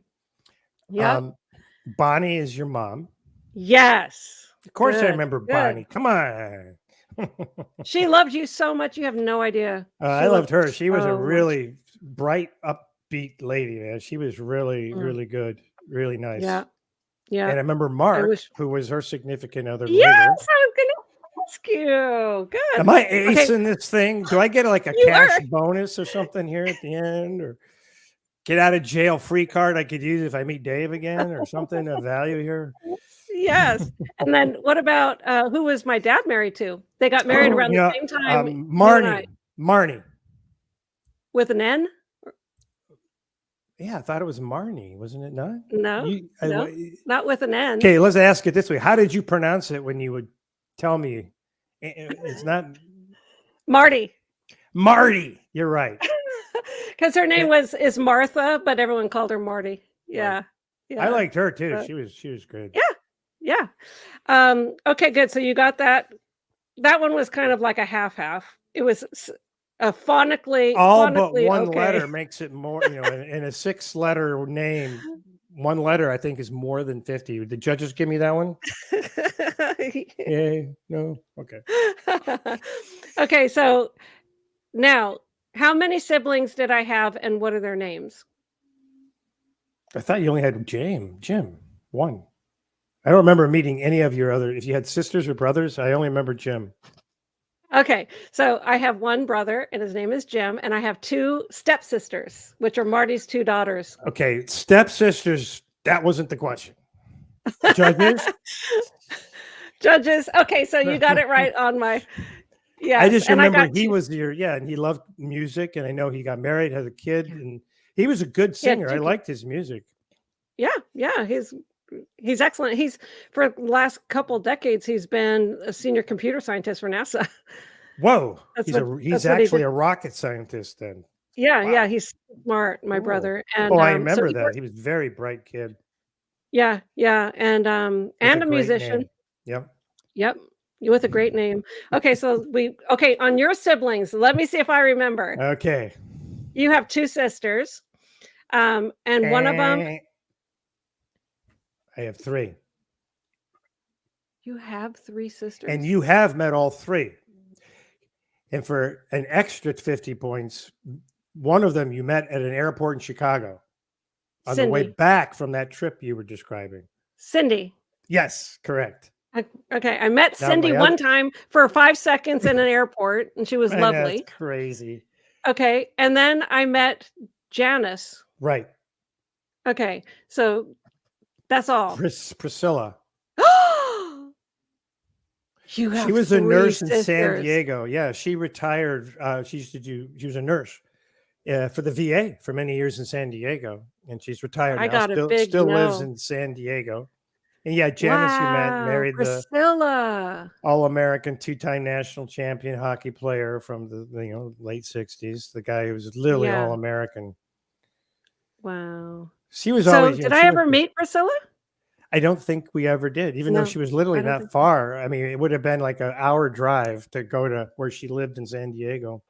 One more of those things. Yeah, I know that you don't get to see your family. Okay, what year did I join the Sea Org? Well, I know you were 14, so let me do the math. 63 you were born, plus 14 is... No, wait a minute. That's not... Hold on. I was 16. I just turned 16. Now I thought you were 14, but I might be thinking of somebody else. I was 14 when I joined staff full time. And then I signed the billion-year contract and left home right after my 16th birthday. Yeah. Got it. Okay. Okay, no, so that was 1979. I remember 14 was the date. Yeah. Yeah, was the age. Yeah. And then I don't know what year. Okay, so what was my first post in the Sea Org? Do you remember? Oh my God. Weren't you a communicator for one of the COCMOs in CW or somewhere? Well, no. My first job it's called Flag Personnel Procurement Officer in Europe. They sent me to Denmark. and I lived in Denmark for about 3 months or something. Yeah, remember you mentioned Denmark, but I guess I get a little discombobulated on timelines. I Yeah. didn't know that was your first one. But Right, and then I oh, went to Florida, and I was the communicator for the commanding officer of the Flag Land Base, yeah. yeah, that's what I And remember. your job, I remember you were in the household unit, but I don't know what you did before that. Were you in the TTC, Tech Training Corps or something? No, here's the sequence. I joined the New World Corps in 1980, Mhm. which was in LA, which had just been created to deliver superpower, and then later did Key to Life and some of these other courses. Excuse me. Mhm. I had to get a little water. So Yeah. then my first job was as INR. That's why I could always keep Gerald and some of these other people in line later. You can't put me into 2 commas and a court of ethics at the same time. I know you cannot. Of course, it wasn't his idea. It was never his idea, you know. But anyway, Yeah. so that was INR. Then I got promoted up at one point to the supercargo of the New World Corps, and from there, that's the person that's over treasury and human resources and right, kind of recruitment. internal, yeah, like helps keep the organization running. You know, the people take care of them. That kind of thing. Then I was kicked out by a guy named Paul Harvey. Do you remember Harvey? He was in Hubbard wrote about him. He's one of the first. He apparently is the guy that was credited with the discovery of the List 1 RS. Oh. But he was the one. He was the PC. He was the one who had it. Anyway, he was kicked out. He got brought back by the person who was the commanding officer of the New World Corps, because it was about a 10-year period because of his great experience having been on the Apollo and the ships. Anyway, he was getting rid of everybody in the organization, and I got on literally getting rid of him. And then KK, who I've always loved, came down from on high because New World Corps was directly under INT because of the project being run by this, you know, at that time David Mayo, but the senior case supervisor international for that, because it was new technology, right? And it was for staff. It was to help make staff more able, you know what I mean, and competent. So she found out that they kicked me out, and so I was driving a school bus or a school lunch truck in San Diego because I went to see my sister that lived down there for 1 month. I got a job driving a truck. I had no idea what I was going to do. And then KK calls me and says, "Come on back." And I, you know, being an idiot, I did. So I had my chance. So that was in 80, late or really mid 82. And I was back there for a month. And then I got sent to INT. In September, was it? Yeah, early September. Manny Salinas picked me up in external comm, drove me up there. And the first person I met in the dead of night, I didn't know where I was because those drives were late at night. I could tell where I was because I'm really good at knowing. I knew I was passing Riverside. I knew where I was, you know, I could tell. And I saw one sign, which he didn't know I saw, that showed Palm Springs. Okay, so we're on this side of Palm Springs. So anyway, I knew where all that was. But I digress. The first person I met when I got off was Jure, who at that time was Jure Rathbun, because Marty Rathbun was working. I met him right after that. He was an external. Well, she was Jory at that time. And then she got married later. No, hold on. Because we did Jure and I did the RPF together, and she wasn't married to Rathbun, I don't think. Or maybe she was. She was. So. She was a really young, beautiful gal herself, and very nice. Says, "Hi, welcome." And I asked her who was, and she said, "That's Jure Rathbun," and I didn't know who that was. And then later, I think the next day, I met him. So then the next morning, I get up early for breakfast, and guess who the very first person I meet when I walk into MCI for breakfast is? What? Dave. Really? I didn't know who he was, but he had the, you know, all the braid, right? He's about, you know, he's up to here, and I'm only 5'8", by the way. He was right there, and he was very nice, you know. Grabbed me, "Hey, who are you?" And I told him who I was. And, you know, I was going to be working with Ray Midoff as his org officer. He goes, "Welcome," you know, and great. So then I had to find out who he was, and the person that gave me the info in the 411 was the security chief, who was Matt Jackson. Petch. Matt. Oh, it was Matt still at that time, huh? Yep. Wow. So Matt was great. He was giving me, okay, here's this person. This is what's good. Because you don't really, you know, there was no brief. I didn't really know who's who, you know, and I see, you know, oh yeah, that's the DIG. And these are all new terms. They weren't even communicated outside of the base yet. And I said, well, you got to, what's deputy inspector general? Then I got to go, okay, what's an inspector general? I'm like, what is all this exactly. stuff, Oh, it's so impossible to even understand. So that was all on my first day. I found all that out, and I got, met Ray. And at that time, we were up in the villas, in the middle villa, that, where was everything was up in that middle one. LRH's offices were up in the upper one. And then there was lodging for all the really top people in the lower one at that time. Yeah. So that is so funny. I've got a couple more questions, and I got some more photos too. Okay. You ready? Okay. Okay. So anyway, that tells me what your first whole thing was in the Sea Org, and you got up to the base in 82. I got up to the base. Let me see. About 2 years after when that. did I arrive to the end base? It was one of my questions. Well, here, and I could be wrong. I think I first saw you running up BV in the RPF. Were you not? Yeah, I arrived in the RPF. How many RPFs did you do? 4. Oh, okay, sorry. But I remember seeing you looking out the window, and I thought that, because you actually hop when you run. You go more vertical than directionally. No, but it was cute. You had a You know why? It's because I'm running all day. When you're on the RPF, you're supposed to run. Okay, we're working around the clock to do L. Ron Hubbard's run house. everywhere. You run everywhere, and we developed what's called the RPF shuffle. So you look like you're moving, but you're going slower than somebody who would walk right past you. Well, I didn't mind the running, to be honest, because I used to do a lot of sports, and I hadn't. So I was, I thought, oh, this is great. You get to run all the time. Honestly, that was one of my crazy obsessions, I guess. I didn't mind that part. I mean, we were working up at BV, which is up a mountain. I know that would be, and then we ate at the MCI, which is down at the bottom of the damn hill. And then you got to go. And we had 15-minute meal breaks, and so you would start and then run all the way down, eat something, be all the way back up and in line for muster within 15 minutes. Oh. Okay, that's so. We learned to eat so insanity, fast. I think most people that are, if anybody has no idea what we're talking about, they say, yeah, that's crazy. So yeah, I arrived at the imp base in 83 and that was, when I arrived. So I arrived about a year after you. One was what WDC post I held. We already talked about that. And what post I held in gold we talked about. Right. Let's see. The name of our cat. Who was my first husband, and how long was I married? Oh, I met him, and I knew this was coming. I can see him in my face, and he seemed like a dick. No, I'm just saying. And I know you were very young. I think didn't you marry him really young? Yeah. Am I wrong? Like, yeah. It wasn't like on my 17th. Age, was it?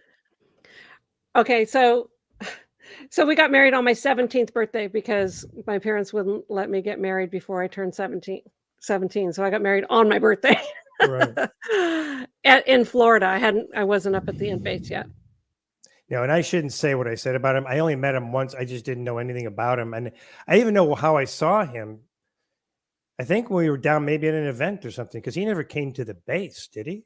He did come to the base, yeah. Maybe because he was apprenticing in action. He was the action person in management in LA, and he came to the base to apprentice, there under action there to then go back. But he didn't qualify to be up there, and it didn't last long. So his name was David Paul. And Amy Paul. I remember Amy Paul was when that was your name. Yeah, and he was 10 years older than me, and it's a whole thing. But anyway, it wasn't a right marriage or anything, and didn't last long. We were married for 6 years only because we weren't together. He was sent to Mexico to run as the commanding officer of Mexico. And I'm like, okay, I guess that husband's gone. Anyway, so stupid. But anyway, so here I got a couple pictures. This one is your mom and dad getting married. That's right? Phyllis on the left. She was the nuclear scientist violinist, and that's my dad, Illinois farmer turned 3 master's degrees and doctorate clay mineralogist. Right. That's my first birthday on the right. That's your first birthday. Yeah. Yes, at this time, you took a photo. The date they put on it was when they developed it. You had a roll of film. You take it to the camera place. But that's my sister. That's Priscilla on the left, who I guess now you never met, and that's Janice. They're trying to, you can see Priscilla. She freaking swiped some of the icing off my cake. It's like, Oh, that's funny. Okay, well, here's your dad much later. yep. There he is, Max. And that's at Janice's house. And you remember? Oh, I have a question for you. What are the name of my nephew and my niece? Okay, I'm going to ask you the same question. Uh Your oh. nephew and your nephew and your niece. Hold on. I don't know. I remember. Was it Chloe or Chelsea Close. or It's Kelsey. So I'll give you. Kelsey? And then Okay, Stefan with an and F. Stefan. Okay, I don't yeah. know why I thought that. What did they end up doing? They must be so grown by now. Oh yeah, I mean Stefan's married to a beautiful girl from the Philippines, who's first generation. They met in Chicago. He is a Mhm. health specialist. They've got two great kids, Ariel and like almost like the Disney character, but it's spelled a Okay. little different.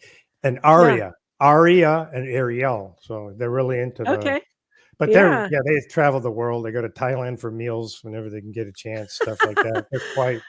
And then That's fun. Kelsey, she's got 4 kids, 3, Wow. just like my family, 3 girls and 1 boy. The boy was the last one, and he's named after his dad, his grandfather, and then he's got my middle name is James. Oh, that's So very cool. McCoy James Novotny. And the Novotnys Uh-huh. are an old family from Beaver Island out in Lake Michigan. Because they live up in Lake Charlevoix. If you know where Charlevoix, it's right there on that It's at the western top, coast. right? Yeah. But Beaver Island, I mean, literally, they can trace their family back like 180 years. And it's a big island if you look at it on a map. And that was the big way Huh. station between Chicago where all the beaver pelts. Sorry, I Came from. digress again. No. Yeah, that's okay. That's This my is your mom. mom And that's Cynthia, and she's Cindy. my younger sister. Yes. Yep. Yes. Now she's the one I met in the airport, right? Yep. A quick 5-minute hello. 5 minute. Hi, I'm hug, your goodbye. brother's new wife. See you later. That's crazy. I always thought you. Okay, so your mom's name is uh Phyllis. Phyllis, and then your other sister is Priscilla. Okay. And then this is a Yeah, picture. I think you took that's this a great picture. I know. I remember that. That's how I remember him, You took this That's picture. a That's my brother. I had just given him a haircut right before this picture, so he's got and a it nice looks haircut like it there. because I was gonna say it looks more shorn than I remember, like better groomed than I recall. Not that he's Yeah. hungry. He looked good no matter what, but Yeah. it's interesting you say that because it looks like somebody did a good job there. He's so smart. I mean, he played, I don't know how, like 6 different instruments, Yeah. so he was a definite musician and he would write Yep. songs and sing, and he traveled the world in a Christian band. And then also he's a senior computer scientist for NASA. Yeah. And he even had a stroke and his whole right side is almost frozen, but Oh no. that was like 2 or 3 years ago and he's still working full time, you know. Anyway, Yeah. Anyway, he's a I'm good glad. brother. I love him so much. Well, give him my Here's love if an he remembers who I I am, will. He'll totally remember you. Yeah, Okay, and then this is another picture that you took, which was, I remember um that. yes, we Your were uncle, that's your dad on the left. yeah. That was the school, right? Or the plaque that was named after your Yeah, uncle. yeah, Scobie Elementary or something? well, this wasn't at the elementary, this was at a different place, I think a school that my uncle had gone to, Uh-huh. and, it had this big plaque, and then you went up in the rafter or whatever to Right. take this Get a picture. shot So of this it, is my dad, me, my brother Jim, and then my dad's wife, Marty. yeah. Yep, she was young, she was Yeah, young. very young. And then this is my dad with my 2 stepsisters. I Oh, got yeah, my I dad that. remember them. Ha, what a great shirt. Who got him that? Scobie, the Did. man. Myth, the legend. I got him that. My dad, you would never see him without a NASA hat. He always I had a NASA hat. sorry, I just gotta Yeah. say it. In that photo, your dad looks a lot like Stacy Keach, the Oh, actor. really? I He don't know who it is. I'm dating myself, probably nobody knows who he was, but he was a really great actor, and he looks just Yeah. like Stacy Keach, man. Yep. That's a but great shot. Yeah. it is. And so my sister, so on the left is Kim and on the right is Shelly. Shelly and Kim, my beautiful stepsisters. Yeah. And then this is my mom and Mark. Oh yeah. That's my mom. Yep. And then Mark Elliott, he's my stepdad, or was my stepdad. And now he's married to somebody younger than me, so I don't call him stepdad anymore, even though I do call him on Father's Day. Because he was married to my mom for like 35 years I or know something they like were that. great together. I really liked him Yeah. and her. She was wonderful. Yes, this is one time I came home, because I was gonna speak at an event, in Seattle, so I came home and I got to see my mom, and, so this is at the day that I arrived, and then this is right before the event. You can see Oh my yeah. hair as well, and I did her hair up and everything. There's my 4, I'm a commander. Yeah, because as the Watchdog Committee, we would go to, Flag World Tour events Hmm. to be the international speaker, which was to drive people into Flag, for services. So every once in a while, I got to break out. Somebody needed to go to Seattle, and I volunteered because that's my stomping grounds, and so that was fun. I got to see my family, and then when I was there, I was only supposed to be there a day, and I called Mark Yeager, who was my boss, and I said, "Can I please stay another day and see my family that I hadn't seen for like 70 years?" I think the only time that I had taken a vacation, I think, was with you, and I hadn't taken any days off for like 7 years and no vacation for 11 years, at some Hmm. point. That's how we just worked ourselves around the clock at all times. It's just insanity. Can I So ask? then Oh, yeah, I'm go ahead. sorry. I hate to interrupt. I just saw a question from Nancy Mhm. New 12. Do you both wish Okay. you could have gone to college looking back, and what would you have liked to have studied? So I thought for me, I did go to college. I went 3 Oh, years. okay. I was Oh, as a criminal justice major. Pre-law. I was going to be a lawyer, and then I kind of figured out what that was about, and that's when I had my crisis of what am I going to do? Went deep dive into lots of literature and psychology and history, which I still love. But right. I just thought I'd mention that because Yeah. did get that opportunity, and I did do a lot of study. My professorial dad, I'm sure, felt like I wasted all of it, but we got back together, and he seemed very pleased with what I learned anyway, what I Yes. knew. Yeah, yeah.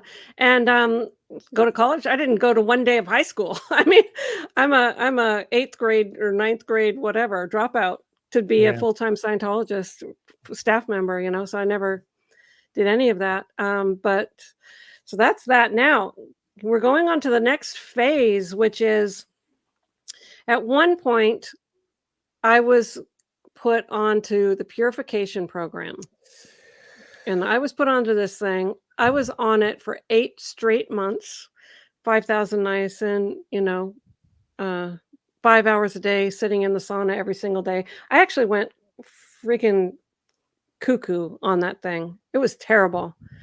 It really destroyed my immune system too. I mean, just everything was happening physically for me, and I just could not figure out. Had to get off the property. I also um, had this realization that my mind was rationalizing total insanities. And so I like justifying horrendous abuse and different things that were going on that I was witnessing, like David Miscavige physically pummeling people, choking them, throwing them to the floor constantly. Like I saw it at least a dozen times. And what kind of world is this? We're trying to help people and bring about a sane world, and it's the most insane, abusive, disgusting place at the highest levels of the church, quote unquote church cult. And I'm being tortured now on this thing. And it was a punishment. It wasn't like, let's do this for your benefit. It was a punishment because David Miscavige said that he realized why we were all such scumbags is that he was having to deal with a bunch of deadhead drug addicts, that with unhandled drugs in their system. I was never a heavy druggie, and I had done the Yeah. Purif 2 times before that.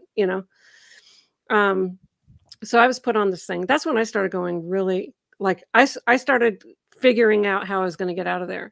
And then one of the things is I was in my office up in Watchdog Committee, and Dave Miscavige comes in all like giddy and saying, "Guess who I just ran into?" And we're like, "Who?" And he said, "The offloadees." And we're like, "I didn't know who he's talking about." So we're like, "Who's that?" And he said, "Jim Mortland and Steve Willett." And I'm like, my stomach drops out of Mm. my just to the floor. And I'm like, "Offloadee?" Hey, Miscavige, for the last 17 years, my last name has been Mortland. um, it's funny because I remember when um, Mark Yeager saw me standing next to you, and he's like, "It looks like I was flirting with you or something like that." And he's like, "What are you guys doing?" And I say, "He's my husband. What the hell?" Oh, I always forget that you guys are married because you just like I could have an office right across the street, like I showed in the very beginning. And we don't see each other. We're on different schedules. We never see each other. We're like, we don't have the same meal times together. We don't have days off. Like at Christmas time, we might be able to get together and go to a Scientology event and sit there for 2.5 hours listening to supposed expansion or whatever. It's not time for us to. And then Sea Org days, you could, as a group, you're doing team activities. But when did we actually just have time for ourselves ever? Right. No, we didn't. Well, Yeager never liked me. He tried to offload me twice before. I didn't know that, And really. well, I think this is now my supposition as to why was I think he knew I felt he was a freaking idiot. And I just didn't think he was very smart. Like I was like, when I watched him, everything he did is he would just parrot whatever Dave was saying or doing. I never saw him, in my experience, show any, intuitive, intelligent, brilliant, insightful, or original thought. And maybe I just every time I see it, I just go like, I'm sure I was showing it somewhere. I just like, whatever. But I don't think it was I don't think it was his thing about wanting to offload you. That Yeah, probably came from I know Dave. Dave wanted me several times. Yeah. Yeah, yeah. Anyway, he's such an ass. But anyway, so he said that in front of me, and Yeah, I'm then he sorry. realizes that we're married, right? So then he sticks me in with somebody to basically show me the evidence of why you're being offloaded, right? And so I'm handed this little piece of paper that says that you overexpended some budget, you know, on some renovations project. You spent more than what the budget was to get the thing done. Because there's always changes in the middle and all that kind of stuff. And so and I said, so I'm supposed to like divorce you because you overspent a budget on renovations when you've been here for 20 years, Right, renovating the entire property that wouldn't exist if Jim wasn't here. right. And we only spent 25 million for all 18 buildings, the reservoir, and all that, and it increased the property value. Forget the function or use of it to 220 million. That was the property value after the first 5 to 6 years of what I Oh, did. And it's interesting. Now that I know that, I didn't know that. yeah. Because that was always the big thing, financial crimes. I never Yeah. was over budget on any project except for one, and it was MCI when what's his name was brought in by Dave. Do you remember that guy who was a big public Oh, yes. from Flag, and he was like the Yeah. cock of the walk? Mhm. I actually Mhm. got to know him later, and he was actually a decent guy, but he was Big guy. brand new to the Sea Org, thrown in as now. He remember that he was the one that brought in the walkie-talkie idea. Like this was some tremendous. I asked for walkie-talkies of John O. Epstein like 3 years earlier, but now this guy comes. Suddenly we got him, and he's looking at me like, "Yeah, why aren't you guys doing this?" And I'm like, I know. I mean, but we no, I'm we we just only have 525 acres. How are you supposed to communicate? You're all over the entire property, responsible for the whole property, and you can't have a stupid walkie-talkie. I remember right, when you got walkie-talkies and your handle was Jim M. right. Well, that's why financial crimes. That's why he eventually did get busted because he just spent because who is it in his ear? Well, actually, it might have been Biddy. Now that I think about it, because she was in charge. But there was ultimately it was just Dave would push, push, push, push. And his position wasn't where I was in the gold near the bottom.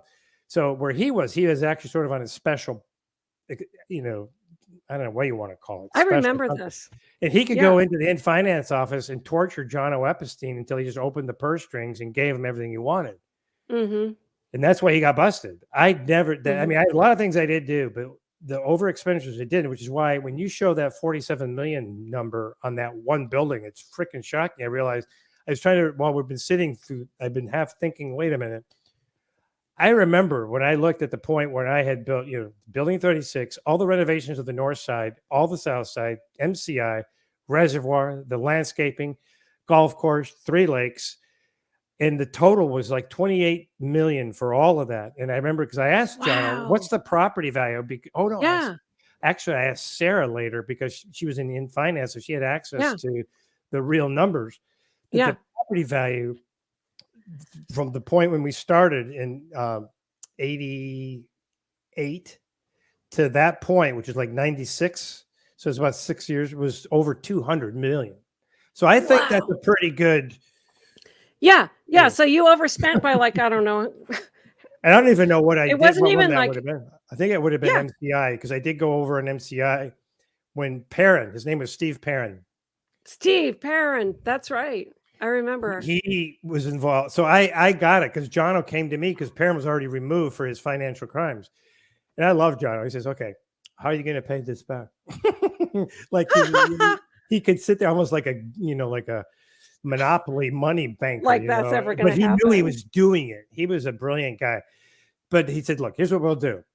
He's the finance Every guy. week in my FP1 for all the stuff I'm trying to get money for. Okay. And FP1. So Sorry, financial financial. planning. Yeah. Yeah. Financial planning. Just call it financial planning. Uh-huh. He was going to add another 2,000, and over 3 months that would go back to, so that would get rid of the negative on his books. That's how that got rolled. Right. It was Okay. about But 10,000 meantime, over. so I'm supposed to divorce you over one of your 80 billion projects going over budget, Yeah. and that you're supposedly being offloaded from the Sea Org.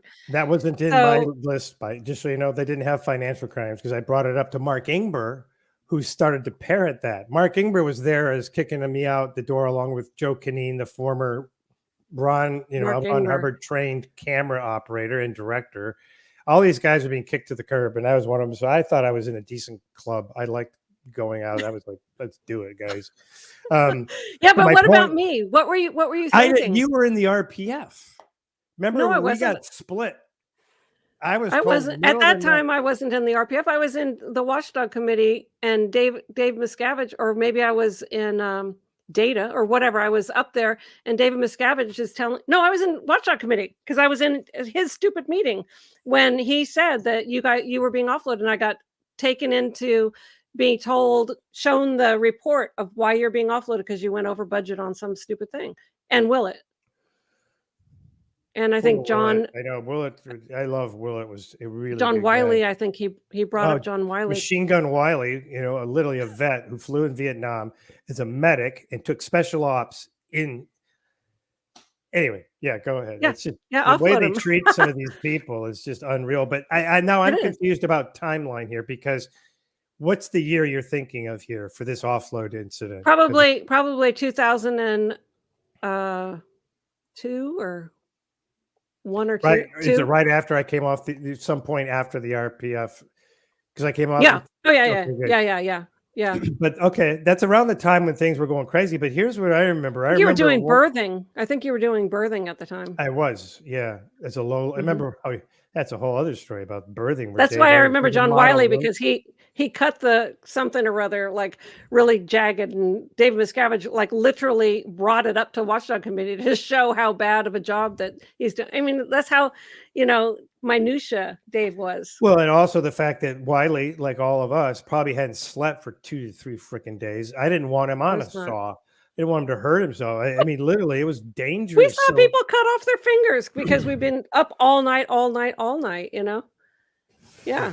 Sorry. But no, see, what I remember was that whole period, to be honest with you, is where I was like in a fog again because I was being dissed. And at some point I got, and I'm sure it was always crazy to me. I knew when Dave wanted to get rid of me because I didn't get offloaded. I got thrown into systems.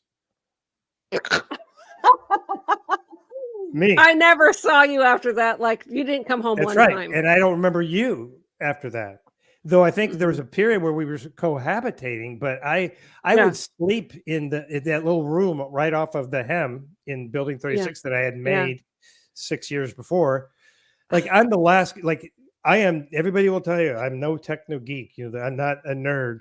I'm a lot of things, and not of them good. But I don't like. Obviously, he wanted me in there to fail. You know, I mean, it was like, what am I going to do with a camera or how to connect this or that? This is where Mark Headley helped me out, because he knew all this shit. And even though I would ask, literally, I could see Mark roll his eyes, which honestly was really good, because that was way better than anybody else was like. I was literally totally persona non grata, just out of John Wick. You know what I mean? People are going to shoot me or not to take me down. And I didn't have the skill set that, Keanu Reeves had to deal with people's negatives. And it was that world that I said to you when I first got out 2 years prior. And I was already engulfed. I mean, fine, I'm a worm, I'll do whatever the hell you want. I mean, that job was a death sentence already. You all the jobs that you were assigned, they're like the biggest hot seats, Anyway, so I'm supposed to divorce you, and I'm trying. So then do I even need to file papers or whatever, because we never signed anything? But then I talked to Kurt Whelan, and he said, yeah, we should do official papers. And because it doesn't look good for the church, because we're a church, remember?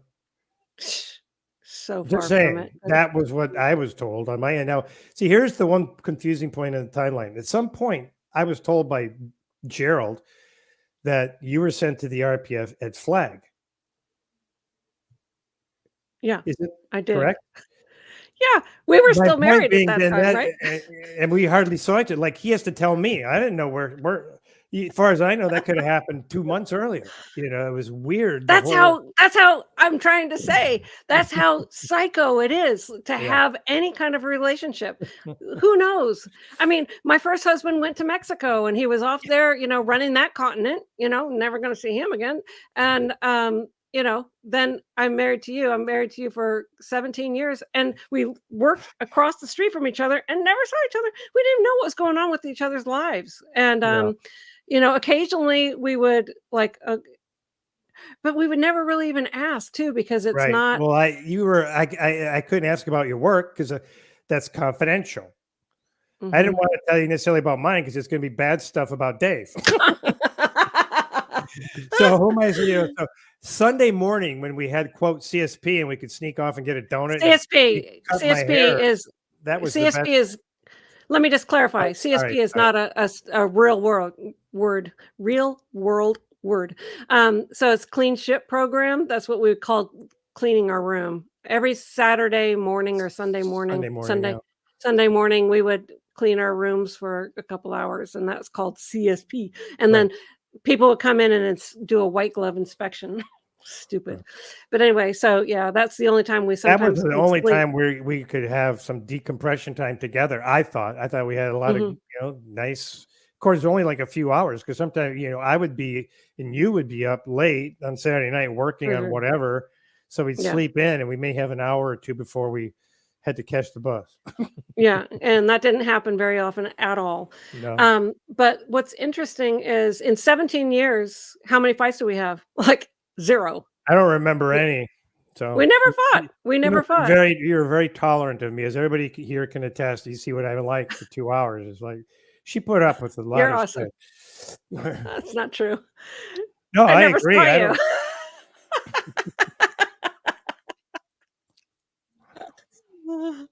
No, but I appreciate it letting me, I guess, just, again, if I think of something, I go off on it. And so that's okay. That's okay. This is fascinating. This is a conversation we've never had. No, the only times, right. So yeah, that I've seen you was just a couple times, and it was with other people there. We never talked about this. Now we got a lot of people here, but we're having a one-on-one conversation, which is really good. It's really good, because it's putting some pieces together for me too. So I started making covert plans to leave, because I didn't know what your deal was. You were being handled by somebody else, and I never saw you, and you were restricted to the base. And I started making covert plans to leave. Wendell was giving me money. He had me set up a bank account so I would he said he will never leave, but he wanted me to be able to, you know, be safe because he knew that the whole environment was completely disgusting. And so he Oh, told I'm me how to actually. go. Oh, I'm sorry. I didn't know he helped you do that. That's Yeah, actually then makes yeah. me reconsider Oh, he my got whole so in view trouble. of Wendell. Yeah. Well, I was He told got by so Gerald a that it lot was of an trouble. out 2D between you two, and I'm like, no, just like, okay, what? I mean, I'm kind of like, really? But that's it. There's no. It's just so, and that's for Gerald. I'm not really mad at Gerald. Gerald doesn't know. He's just told, tell No. Jim, she's now, 33,000 miles on the other side of the country on the Yeah. RPF because she had out 2D. So to hear you say And that, that because isn't why I was sent. I So let me know. tell I'm you. just saying, Let me tell you. Wendell. I'll tell you. Okay. Let me clear Sorry. this all up for you. Yep. So so both Wendell and I are on this purification nightmare, right? So we start talking about this, that this place is a nightmare. And and he said he would never leave because he thought that he knew that it was crazy and that DM was nuts. But he was waiting for L. Ron Hubbard to come back and set Oh everything right. Right. boy. I didn't have the same high hopes for L. Ron Hubbard. But he was one of the original Sea Org members. He'd been around for a long time. But anyway, but he told me how to get a bank account set up, which I got Peggy Eastman, who was the payroll officer, to set up a bank account for me. He gave me $900, and then I got that put in. He gave me gold. He gave me like a secret wallet, like all this stuff. I'm going to Which I reevaluate my opinion of him completely. That's good to know. oh I'm really happy to hear that. yeah, I never kissed him. I know they told you that we had sex or something like that. I never kissed him. We didn't have sex. Um, Well, but I was dastardly dating by the secret meetings and the secret like whatever to get all this stuff done. And I had totally lost track of you. I didn't even know where you were. And I was trying to get out of there. And so it's not something that I would tell you because I don't know. It's like it's that's fine. I how mean, you we do it. were not even. I didn't even know where you were. That's how Right. crazy it got. And then you Yeah. called me when I finally Oh, was able to get no. out. Oh, I'll let you Wait. do. I'll let you do your thing. Because that is fascinating. But we're not there yet. So Okay. I do all this, okay, and I'm totally withholding it. And meantime, I'm being put in for metered this and metered that, on the e-meter, asking for my crimes. And I didn't say anything about the Wendell thing at all. And I was just like, I would say different things, and then I'd have to stand up at muster and say the different things that I got off because they were just made up. But anyway, so they sent me to right before the hole was locked down and bars were put on the window. I literally first I went up to the decks and I was working on the birthing buildings, and that's where Sarah was too, working on the birthing buildings, so she had just been busted too. And so I'm working on that, and then I got my issue that's a fitness board saying that I'm not fit to stay at the INT base, and I was assigned to the rehabilitation project force in Clearwater. So I get escorted to the airport and I leave. I didn't see you. I didn't know where you were. Like they just literally pack your, whatever, your toothbrush and get in this van because your plane's leaving right now. Yeah. And so I get sent to Florida. And I go on the rehabilitation project. For a long time, I didn't say anything about the Wendell thing. I just didn't say anything. But then they made me the bosun, and finally all my files arrived. And I thought, well, maybe I'll try to give it a go and do this rehabilitation project force. At least I'm not at the INT base, and I'm not qualified to go back to the INT base. So that's a happy thing. And but then I got in the mail pack, I received a letter from the legal director, Gold, which were divorce papers from you. And it said, it's signed by you from Arizona. It said insurance promoter, Arizona. And I'm like, have we got the right person? Jim Mortland's supposed to be at the base, And so I convinced the RPF, the person who's in charge of the RPF, that I need to go make a phone call. And then as an RPFer, you're not supposed to make phone calls, but I convinced him that I'm going to go make a phone call and find out what this is. And somebody has to listen in, and you blah, blah, blah. Anyway, such a concentration camp. But anyway, so I go, and I don't know where you are. I don't have a phone number, but I look up, I call information, and I get your dad's phone number because I know Max Mortland in Lansing in Michigan. He's got it, so I got his phone number. And I called him up and I said, "It's Amy." And he's like, "Oh, hi, Amy." And I was like, "Hi." I haven't talked to you for 100 years, but anyway, do you happen to know, like, where Jim is?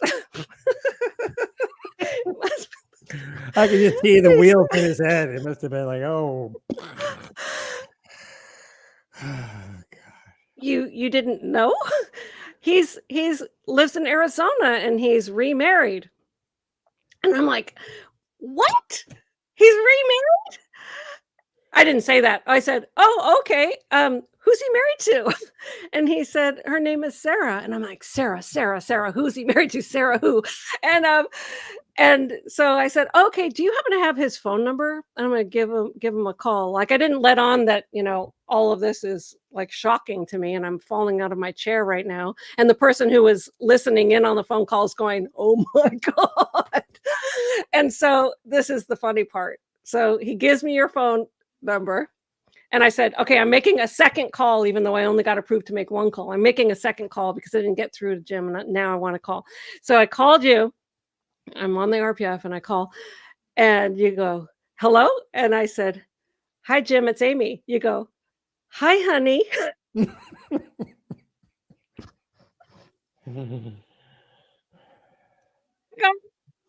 You told me that you were declared, you were married to Sarah, that you thought that I had gone, like, had sex with some other person and whatever else was going on. But anyway, we were getting a divorce because I was unqualified because I got a fitness board off of the int base in Hemet, California, and so I wasn't allowed to go back up there, and that's where you were posted.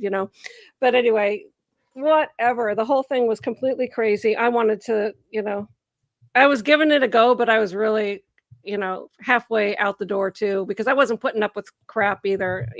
Well, yeah, you But told me tell about me what that. happened at your end, huh?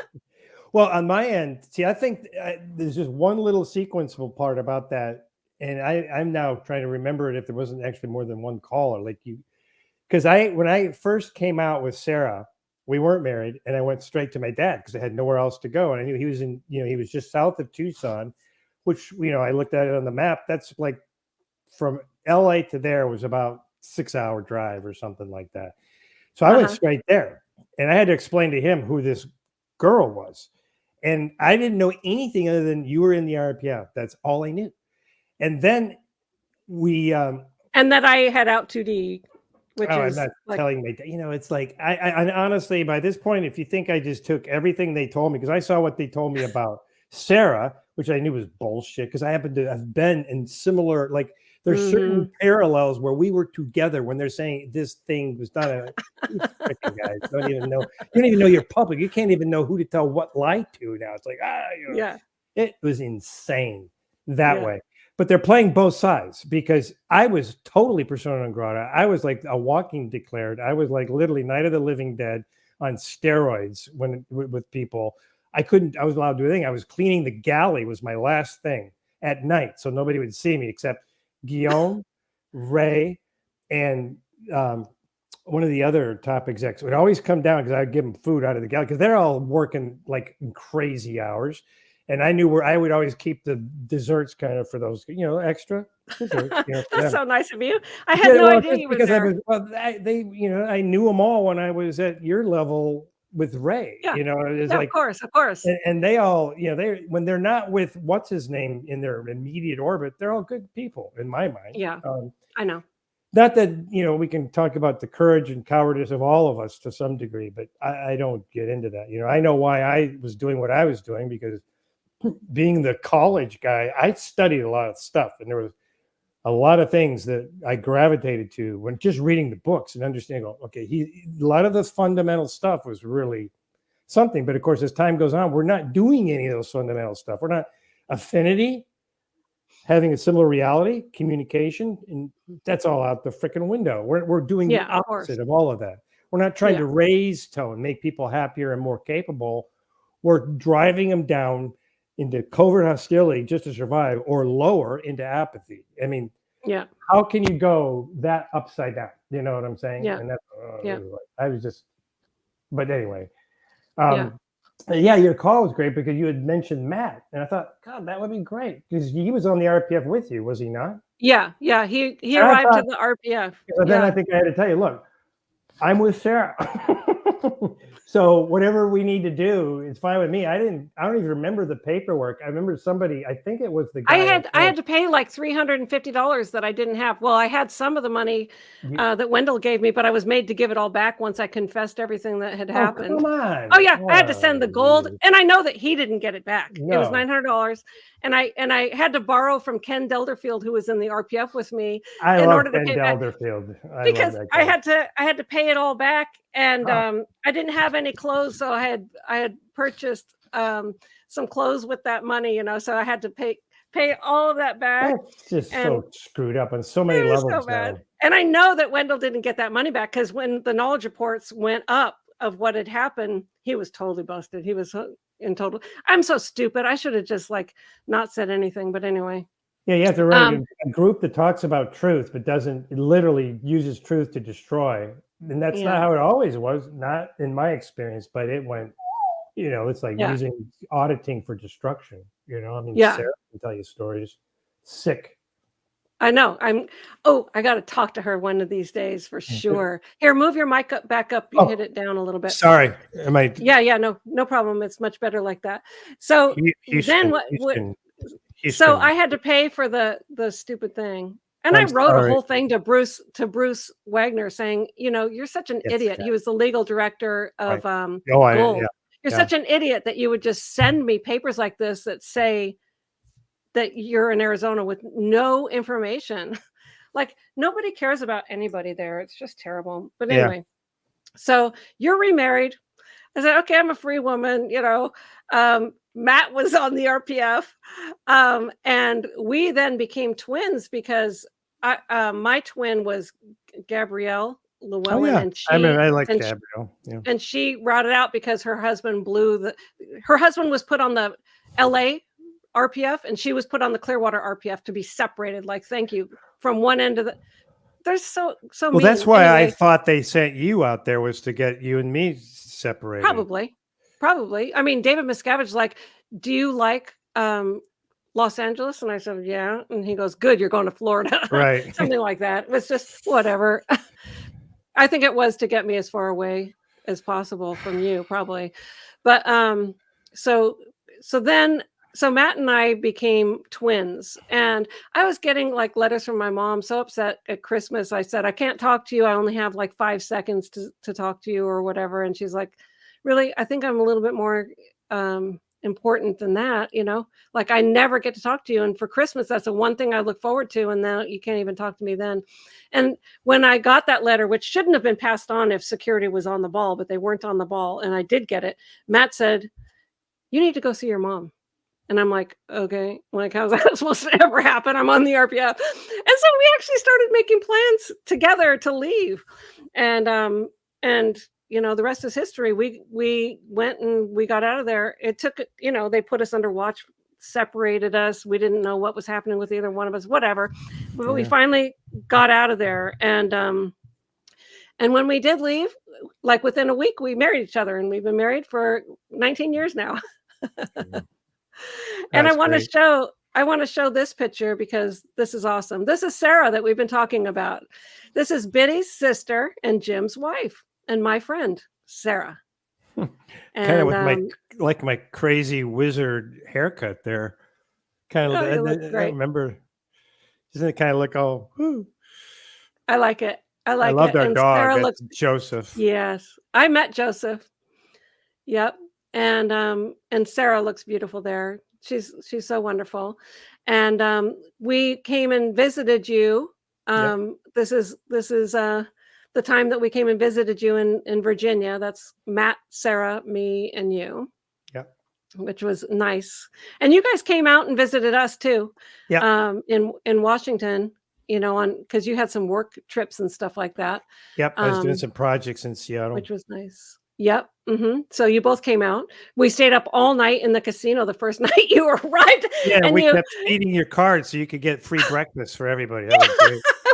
we got free breakfast in the morning, and you guys won $1,000 or something. I was like, wow. We sitting there betting 5 cents a spin or something. You were doing max bet, and I'm like, ah. That was funny. But anyway, we had a that's good how time. if you're gonna win, if you're gonna play, unfortunately, you have to do that, and then you have to know when to get the heck out. Yeah, and then so we get out, and one of the things this is the final kind of stretch of the things that I want to talk about, and then we'll go to the questions. But so we leave, and almost right away, OSA is all over us, and they're saying, what who I can speak to and who I can't speak to, and they're calling us, and they're trying to control us still, even though they handed us a SP declare on our way out. And they forced my mom to disconnect from me because it was a choice between her husband with her livelihood and her house and her dogs and everything like that, or staying connected with her daughter. And it was a very sad, very tough disconnection. I talk about it in my book, and the aftermath show.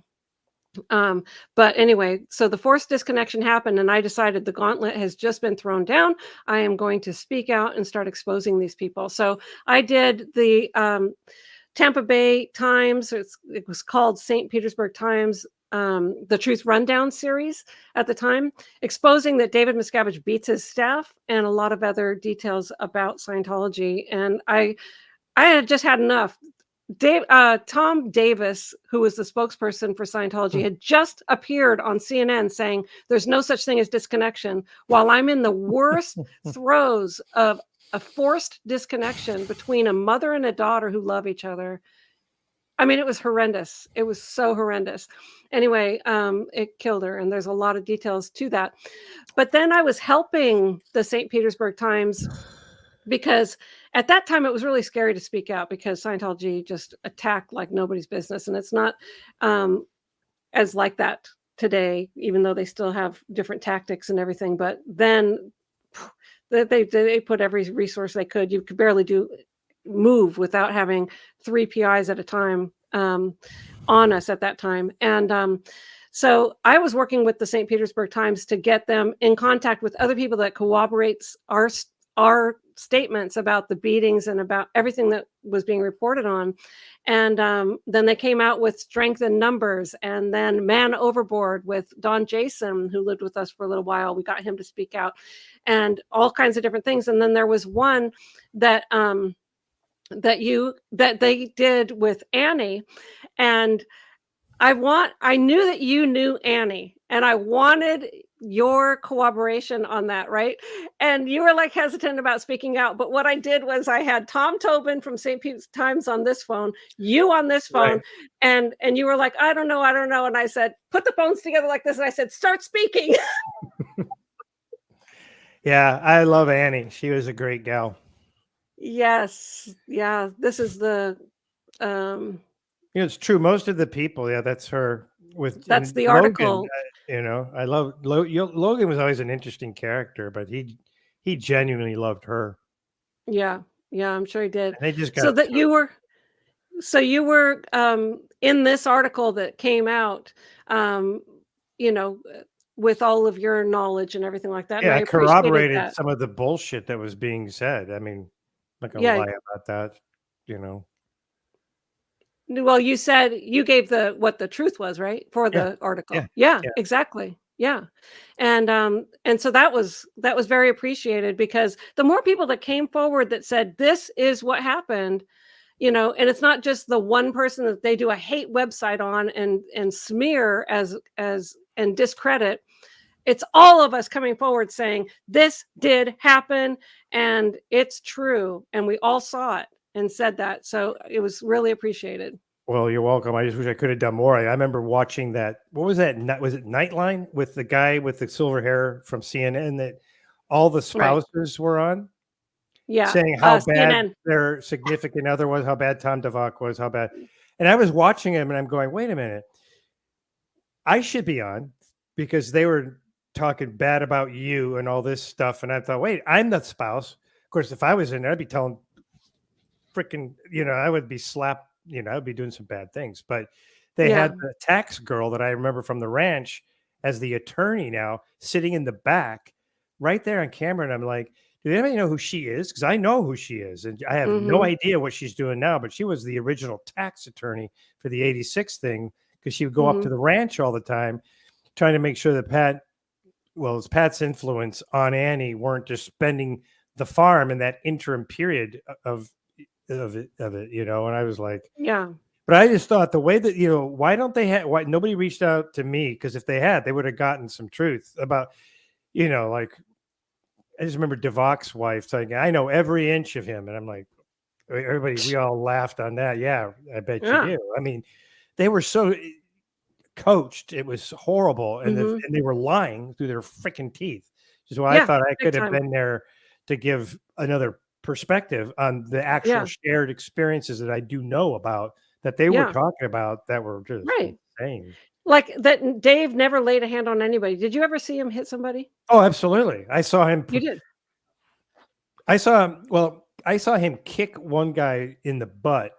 And other than that, the only other time, and again, this is after I had done my RPF program, you and I were back together. And in fact, you might have been in the same room.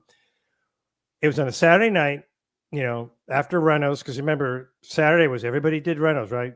Yeah. Religiously. Nobody ever got out of Renos. Everybody supported me on the Renos, right? That's supposed to be an inside joke. Nobody did. People would always leave after the muster.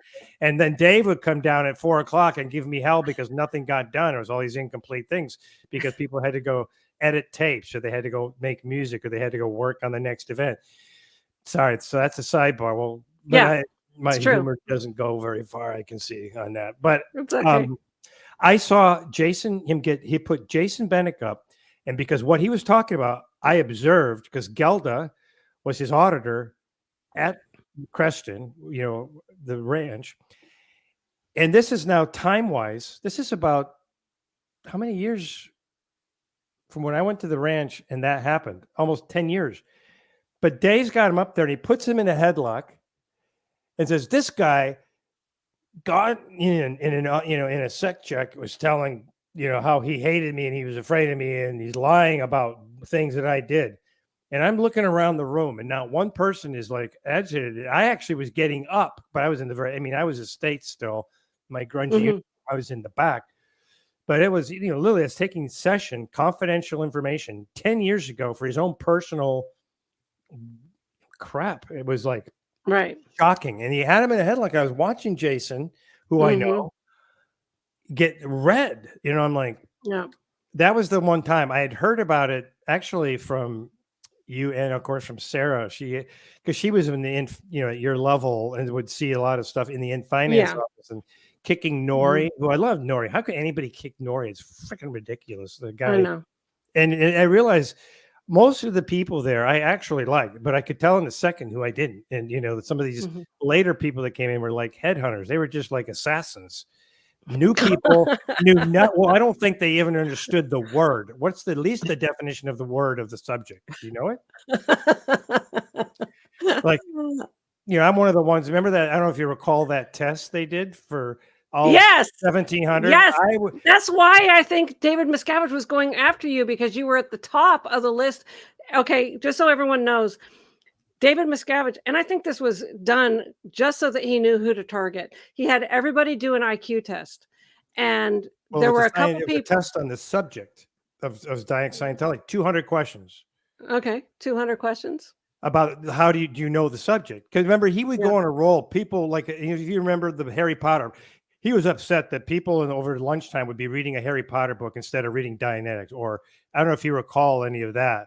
But like, and he made us put a Way to Happiness book in our back pockets, and every day, if we sat on the bus, everyone had to pull out their stupid Way to Happiness, because he just assumed nobody understood the subject that we were in. And I was shocked at the results. Out of the 1,700 people, there was like 20 of us. I was one of them. 20 people got a pass, which is 85% of 200, whatever that is. But then I started looking at the names. I thought similar to you. All of us are in trouble. There was Rick Cruzen, Gary Weesey, Sarah was in there. She knew it. I knew it. Jeff Hawkins. Like, I realized, oh my God, all of these people. Number one, it's a fantastically low amount, which I think was part of what Dave, because he'll do something. He tries was to kind of proving. so he's going to make everybody else on the base wrong because they didn't pass. But I was noticing that those of us that understood it, we're always in freaking trouble. You know what I mean? Like Always. lower conditions, on quarter pay, which for me would have been $7.50 a week, Mm-hmm. but I don't know. I probably said too much. $7. That's $7.50. It's not $700. Right. Quarter pay was Seven $7.50. And I know a it well week. because I used to get that pretty much all the time because I was in lower condition, I was in trouble. I was, whatever. Persona non grata. Always. I was We like were that always in John Wick, trouble. but without the John Wick abilities, to Yeah, right. So hibachi him. yeah, so I don't know how we got where we got on all of that, but back to my mom for a moment. So on that whole disconnection, so then I got her back. I did an intervention basically. I showed up at her house and told her husband, Mark, all about what was going on at the int base.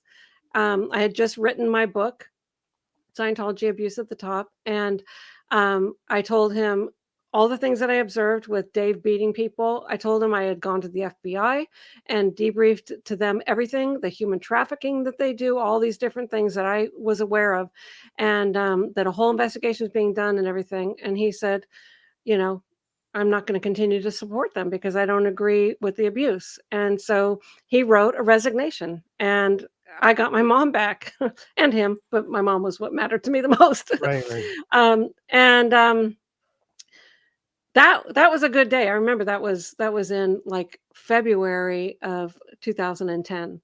And so then I got to spend some quality time with my mom.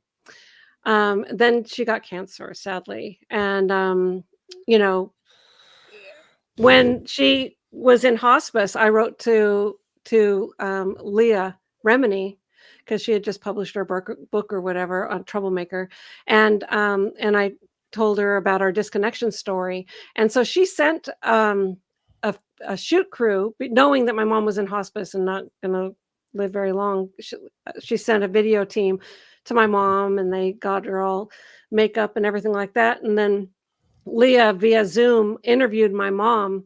And little did we know how it was going to be used, but it ended up becoming Scientology in the Aftermath. Right. And so season 1, episode 1 was my mom, 2.4 million viewers in the first viewing on opening day. And this is my mom. And she says, in this one, she says, yeah, oh boy, I hope it helps. And you can see her heart. She was crying about the disconnection, and she was exposing the disconnection. And 2 weeks after her video, she didn't know that it ever was made into a TV series or anything like that, because 2 weeks after she did that video with Leah, she passed. That was the hardest thing for me in my entire life, I can tell you, because I love my mom so much. And, and Scientology took away, I was taken away. I was taken away as a child. And I just feel like I was deprived my whole life with her, and then when I finally got back, they took her away again. It was just like, I'm going to fight because this isn't right. It's such a violation of human rights and everything.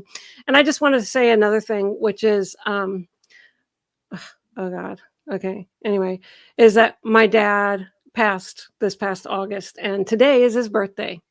Oh. And he loved you too. And he would have been 82 years old today. And so I just want to say that both of my parents loved you so much. And I'm sure that they're in heaven together right now, so happy that we're having this conversation.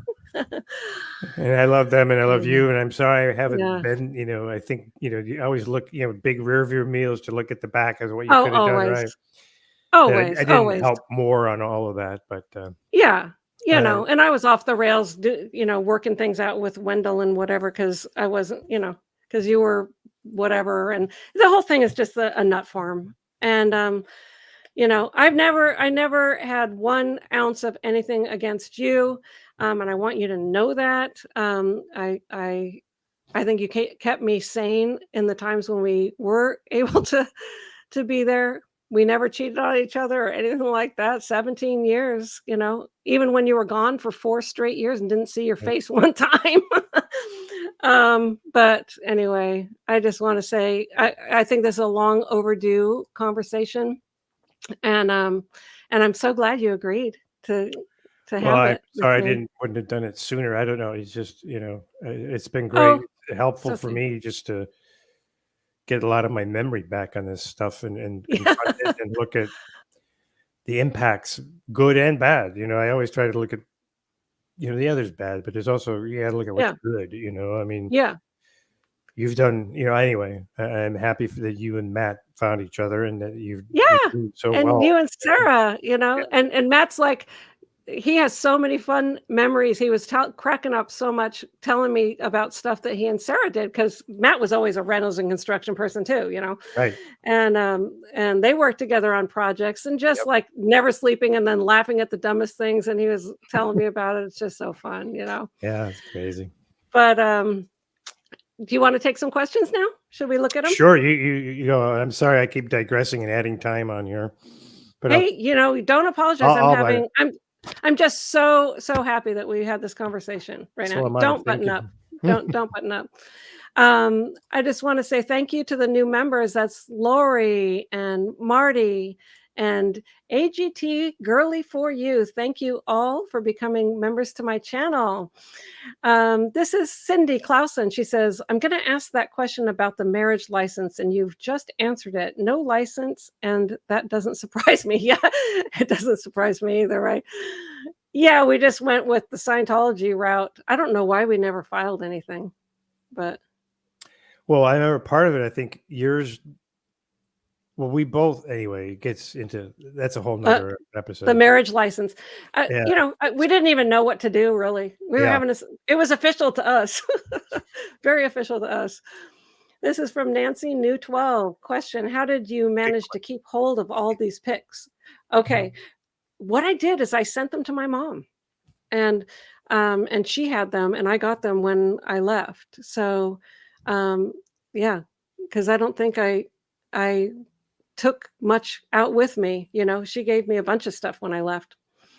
So question: why wasn't Amy able to visit Jim and the RPF? Just a difference in times y'all were there? No, it Different wasn't. rules. Yeah, it was policies and rules. Arbitrary. But yes. Arbitrary. Totally. That's one of the things I was talking to Biddy about. She was always like, I'm not doing that. Yeah, I know.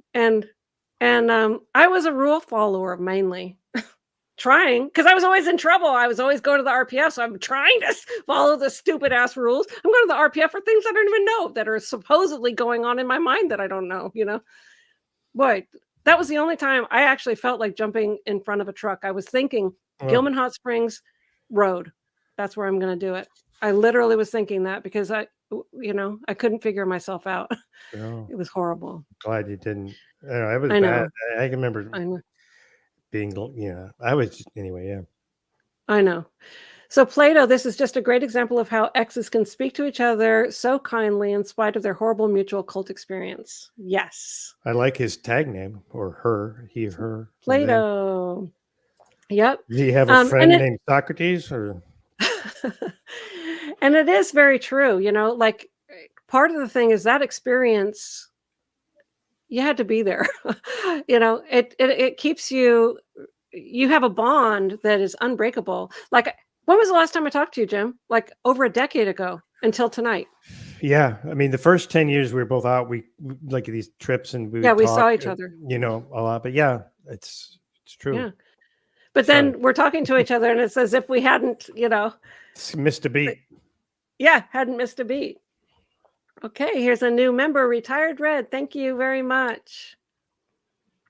Laura says, you were like the perfect 80s babe. That was way more intelligent than that horrible DM himself. Amy, you have such a beautiful heart. You Shine were, bright. and you still are. Thank you so much. Oh, Motorola Draconian something or other. Question: did you SCOBY after you were married the entire time you were in the Sea Org?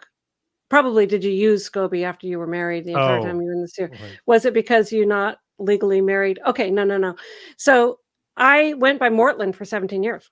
I kept Mortland, and then when I went down to the RPF in Clearwater, and I was never coming back to the base again, I took on my maiden name, which is SCOBY, and I've kept SCOBY, even though I married Matt Pesh. I just didn't want to change my name for the fourth time.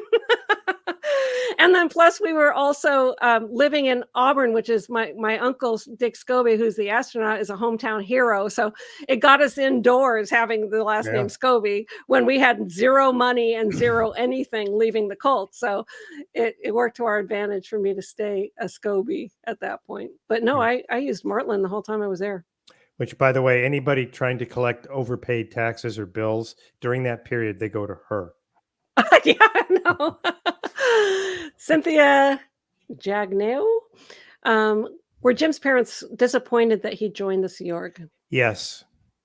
My dad more than my mom, because my mom, like, again, because she was a violinist somehow, and I didn't learn this till later in my life. She was, a brilliant nuclear physicist major or something, and she decided instead of going to work on the Manhattan Project, which wasn't called that when she was invited to go to it when she was at Purdue as a young, just graduated co-ed in the 40s.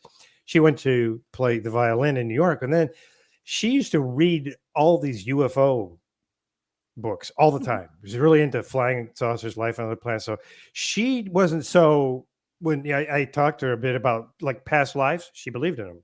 She even would tell me some experiences she had as a little girl. I thought so. She was quite different than my dad, who was the very great guy, and he actually had his own spiritual side, but he was really into education. And I know it was a disappointment that I didn't finish and get my degree and become a professor. I think that's what he thought. I should just do what he had sort of done. But he got over that. It was great when we reconnected, and he seemed to respect. He could see in me some of the things I had learned and become very capable, which for me is just because I would read the books and try to learn if there was something of value there or not, and I would try to then use it. I tried to do what I was thought everybody was doing. But anyway, I digress again. So anyway, no, that's good. That's good. Both were, and kind of both got over it.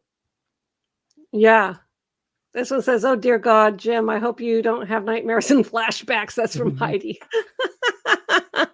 I know we're I appreciate it. I know. I mean, it's hard to ever have it out of my mind. It's always kind of something that's there, and I'll look at it and think about it once in a while if something in the present time seems similar. Like mostly with people, if I'm dealing with an antisocial or somebody, I'm a little more forthright about it, confronting them directly, because they don't control, I don't let people control me that way. I also try to be respectful and try to understand their point of view, even if their point of view is bullshit. But I try to. I know what you mean. So yeah, I don't have really nightmares though. Sometimes in my dreams, some weird sort of SO montage stuff will come in. It happens. Dave will be all the time serving for up. me. I'll see a guy that I think is Dave and things serving up some weird chili con carne and with like, and then it flips to something else. I mean, I don't know. That's funny. This one's for me, which is from Gerald Neal. What was Amy's mom's career? I liked her mom. Okay. She was in the Sea Org, she joined the Sea Org, and in 1980, a year after I was in, and she came to Flag, Florida. She blew from Flag, and then she was recovered and made the Flag representative as a Sea Org position in the Seattle area. So she worked there as a Flag representative for years. And before that, she was a draftsman before Scientology, and then she got in Scientology and then joined the Sea Org. But she got out. She left at a certain point. I remember I got word that she had blown by somebody just writing back on a letter I'd sent my mom, and it said, "Sorry, blown." And that's all it said. And I'm reading this thing like, what the hell? And so I had to find her on the face of the earth. And, I was made to disconnect from her and everything. So stupid. Anyway, but that was resolved. But anyway, that's my long-winded answer on that. So this is from Nancy New 12. Jim, did you know Sterling? I did. I worked with him quite a bit. I really like Sterling. We've kind of been out of touch over the last few years because he's been. I mean, what he's currently doing is kind of exciting. You know, working in Saudi Arabia for a lawyer for one of the princes of Saud, of which I found out there's like 100 of them or something. But he's got this. Wow. He's got a interesting life. He always has. He's a very sharp kid. I really like him. I'm assuming you're talking about Biddy's son, Sterling. Yeah, Right? yeah, and also just so that Nancy knew, just so that you know, Sterling is Jim's nephew. Right. because because Through Sarah, who Jim right. is married to, is Biddy, who's Sterling's mom's sister. So yes, and also by the way, I was talking to Mike Brown, Oh yeah. and He's still yeah, he was flying saying helicopters. yes, He and is. he says yeah, and Great. he said he trains people on how to fly Oh, he would helicopters. be great at that, I bet. Yeah, and anyway, he said that you were like a mentor to him, and he wanted to talk to you, so that would be Oh, amazing. great. I would like to reconnect with him. See, here's the age thing, because again, when we were Yeah, married, I was 30. Okay, here I am, yeah, 66. yeah. He was kind of one of the young ones, like Sterling's age, Right, yeah, that group. yeah. And I remember he started working. That's where I noticed how meticulous and diligent he was about everything. He Mhm, would run the printer perfect. He got things calibrated. And he mhm. was good with and it was interesting. He ended up in the military because he was very respectful, very diligent, and you better not piss him off. Like because the things that would piss him off are valid things, and you shouldn't Yeah, do those things. I really yeah, liked him a yeah, lot. I didn't. I thought he that's had. great. I knew he went to the military. I knew he was out and had gone into the military, and then that's all I know. I didn't know, but Yeah, that's great. no, you guys should hook up. Yeah, I'll help you guys get in touch. that would be great. So this is a question from SV John 26, which is, Amy, do you know how Steve Willett is doing? I heard that he's out of the Sea Org, and if he's out of the Sea Org, Oh, I know where he is. really? He would be in Seattle. That's what I Oh, yeah. heard. I Oh, I don't know know it if was it's very big. true. I didn't know he was out. You Yeah, remember that's what I heard. Sinar Parman? When Yeah. we both came out, because he still lived in LA taking care of his parents, he would go by Yeah. there. He would literally, we would talk every Sunday, Sinar and I. I went with him to look Oh, for you did? Steve Willett in a car. We were I said, driving you around got the to complex. find Willett and tell him if he'll come out, I'll freaking bring the car, And so, I know. We drove around. Was I with Sonora? I was with somebody. I was driving around, maybe Matt and somebody else around the complex looking for Steve Willett so that I could say, get in the freaking car. well, I'll Anyway, tell you, if we didn't anybody see him. knows where he is, I would love to I talk know. to him. Absolutely. He was my partner in crime. Well, the crime part being what Dave would say, but we were kind of like Yeah. Butch Cassidy and the Sundance Kid, Yeah. that would neither of us are Robert Redford or Paul Newman, but that kind of we worked together very well. He Yeah, was and really I've good. known him since he was from Oh, Seattle, that's right. and he remembers me as a little kid, His 15, brother 14. was a bass player for the Kingsmen back in the day in the 60s. Did you know Is that that? right? Yeah. No, People even know who the Kingsmen are? I just know. GLOI? Or no, is it Oh, okay.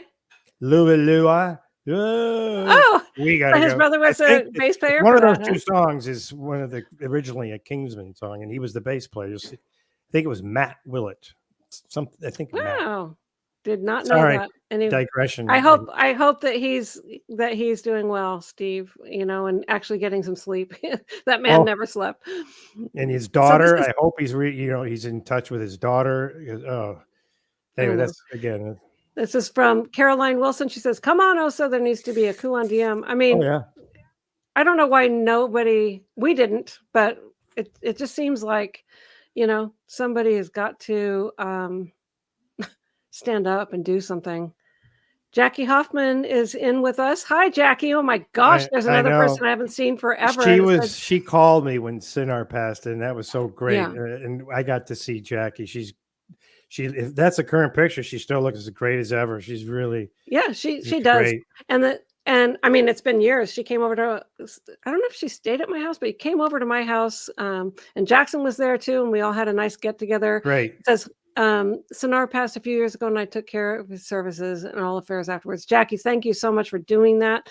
And I know that you loved him very much. And I love that you're here. This is awesome. And I see everybody saying that Janice is in the house. Oh, here we go. Steve was a good guy. I know, Janice. Yeah. Hi, Janice, by the way. I love you. I miss you as you're on your wonderful travels around the world. Oh, is she? Good. Yeah, she's been traveling all over the place. Well, For she like a came couple through weeks with the whole group. Williamsburg with Cheryl Yeah, just last yeah. spring. They came through, and that was great to see them. I didn't know if she was. When you say the world, like Scotland or like around the world? I don't know, Morocco? I don't know. She Oh, actually has really? to say, yeah. Places Janice maybe when just she was on the ship. put she's back. So she says, I'm back from Europe. So they were all over Europe. And Wow. she went with a group of people, Cheryl, plus a bunch of other people too. Wow, jealous as That heck. is that is awesome. Um, I don't know if I've missed anything else. I think I have another star. What is this? Oh yeah, that was the one from Jackie. I got that one. Um, well, it's already almost on 3 hours, but it went by so fast. Awesome video, Amy and Jim. This helps my heart for y'all to have this conversation finally. Thank you, Steffi Thee. Thank you so much. Thank you. But yes, Jim, by the way, very much so. So I'm so happy that you were here with me today. And thank you. I appreciate it Yes. making this happen. It's great. And I gotta talk to Sarah next so much. We'd have so many things to talk Yes. You about. guys could have your own whole thing, I'm sure. Oh my God, yes. Because you guys would And actually we have have some to. of the parallel timelines where you and I were kind of like this, you know. Yeah. You know, she was always, you can tell her this, well, unless she sees this, but she was always a person that was nice no matter what was going on. And I thought, I want to be like that someday, Yeah, I you want to be know? that when I grow up. I still do. Yeah, yeah.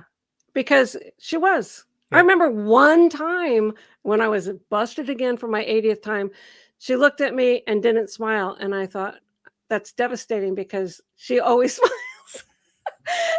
So yeah, I am the scumbag of the universe, but always like she was just the nicest, kindest person. And I thought, I really need to be like that someday. Care about people because in Scientology you kind of you're trained not to care about people. It's like, Which is what the what do whole you point of need? it Get is. it done. I know. Totally, It's like, what do you need? Get it done now. Dev T, which means development traffic, whatever. And you don't give people the time of day, especially your family. Yeah. But No, that's anyway, great. so she's lovely. She's lovely. And I'm so happy for you, Jim. What do you do nowadays Well, for work? I'm trying to figure out this next phase, which is called retirement. But Nice. I've been doing project management. I took all my construction experience and my own self-study and all Yes. these things, and I've been doing that for 20 years for Nice. ground up construction as well as now, but most recently a lot of retail. Yeah. Build outs for stores because it's a little more lucrative. But it's all very fast track. They never give you enough time. And I said, hey, I Yeah. got plenty of experience at that, and I do. In fact, I got the job. But they gave a practical about our Marine barracks, and you have to renovate. You have 5 of them with a mess hall. How would you go about doing it? And I just said, oh, okay, how did I do MCI? And I said, okay, you got the job because I can think in the insanity of time and motion and logistics and Under a pressure cooker. yeah, Under and how to under do it. a like, I don't know why it was just generated like that. Like, we signed a billion-year contract, guys, Right. like But this we is got to get it all done in 1 year. take a breath. Take a breath. Oh my God. Well, anyway, Jim, we'll be in touch. Matt says hi and sends his love to both you and Sarah, Okay, and same here. give Sarah my love too. Okay. I will. Okay. Is she there? Yeah. Well, I thought I heard her. She's Oh, actually. I think okay. she's going to bed. Okay. Like, I I know didn't this has realize it been was this late. late. I know. All right, honey. So Thank you. bye-bye now. Take care. Bye, everybody. Bye. Bye.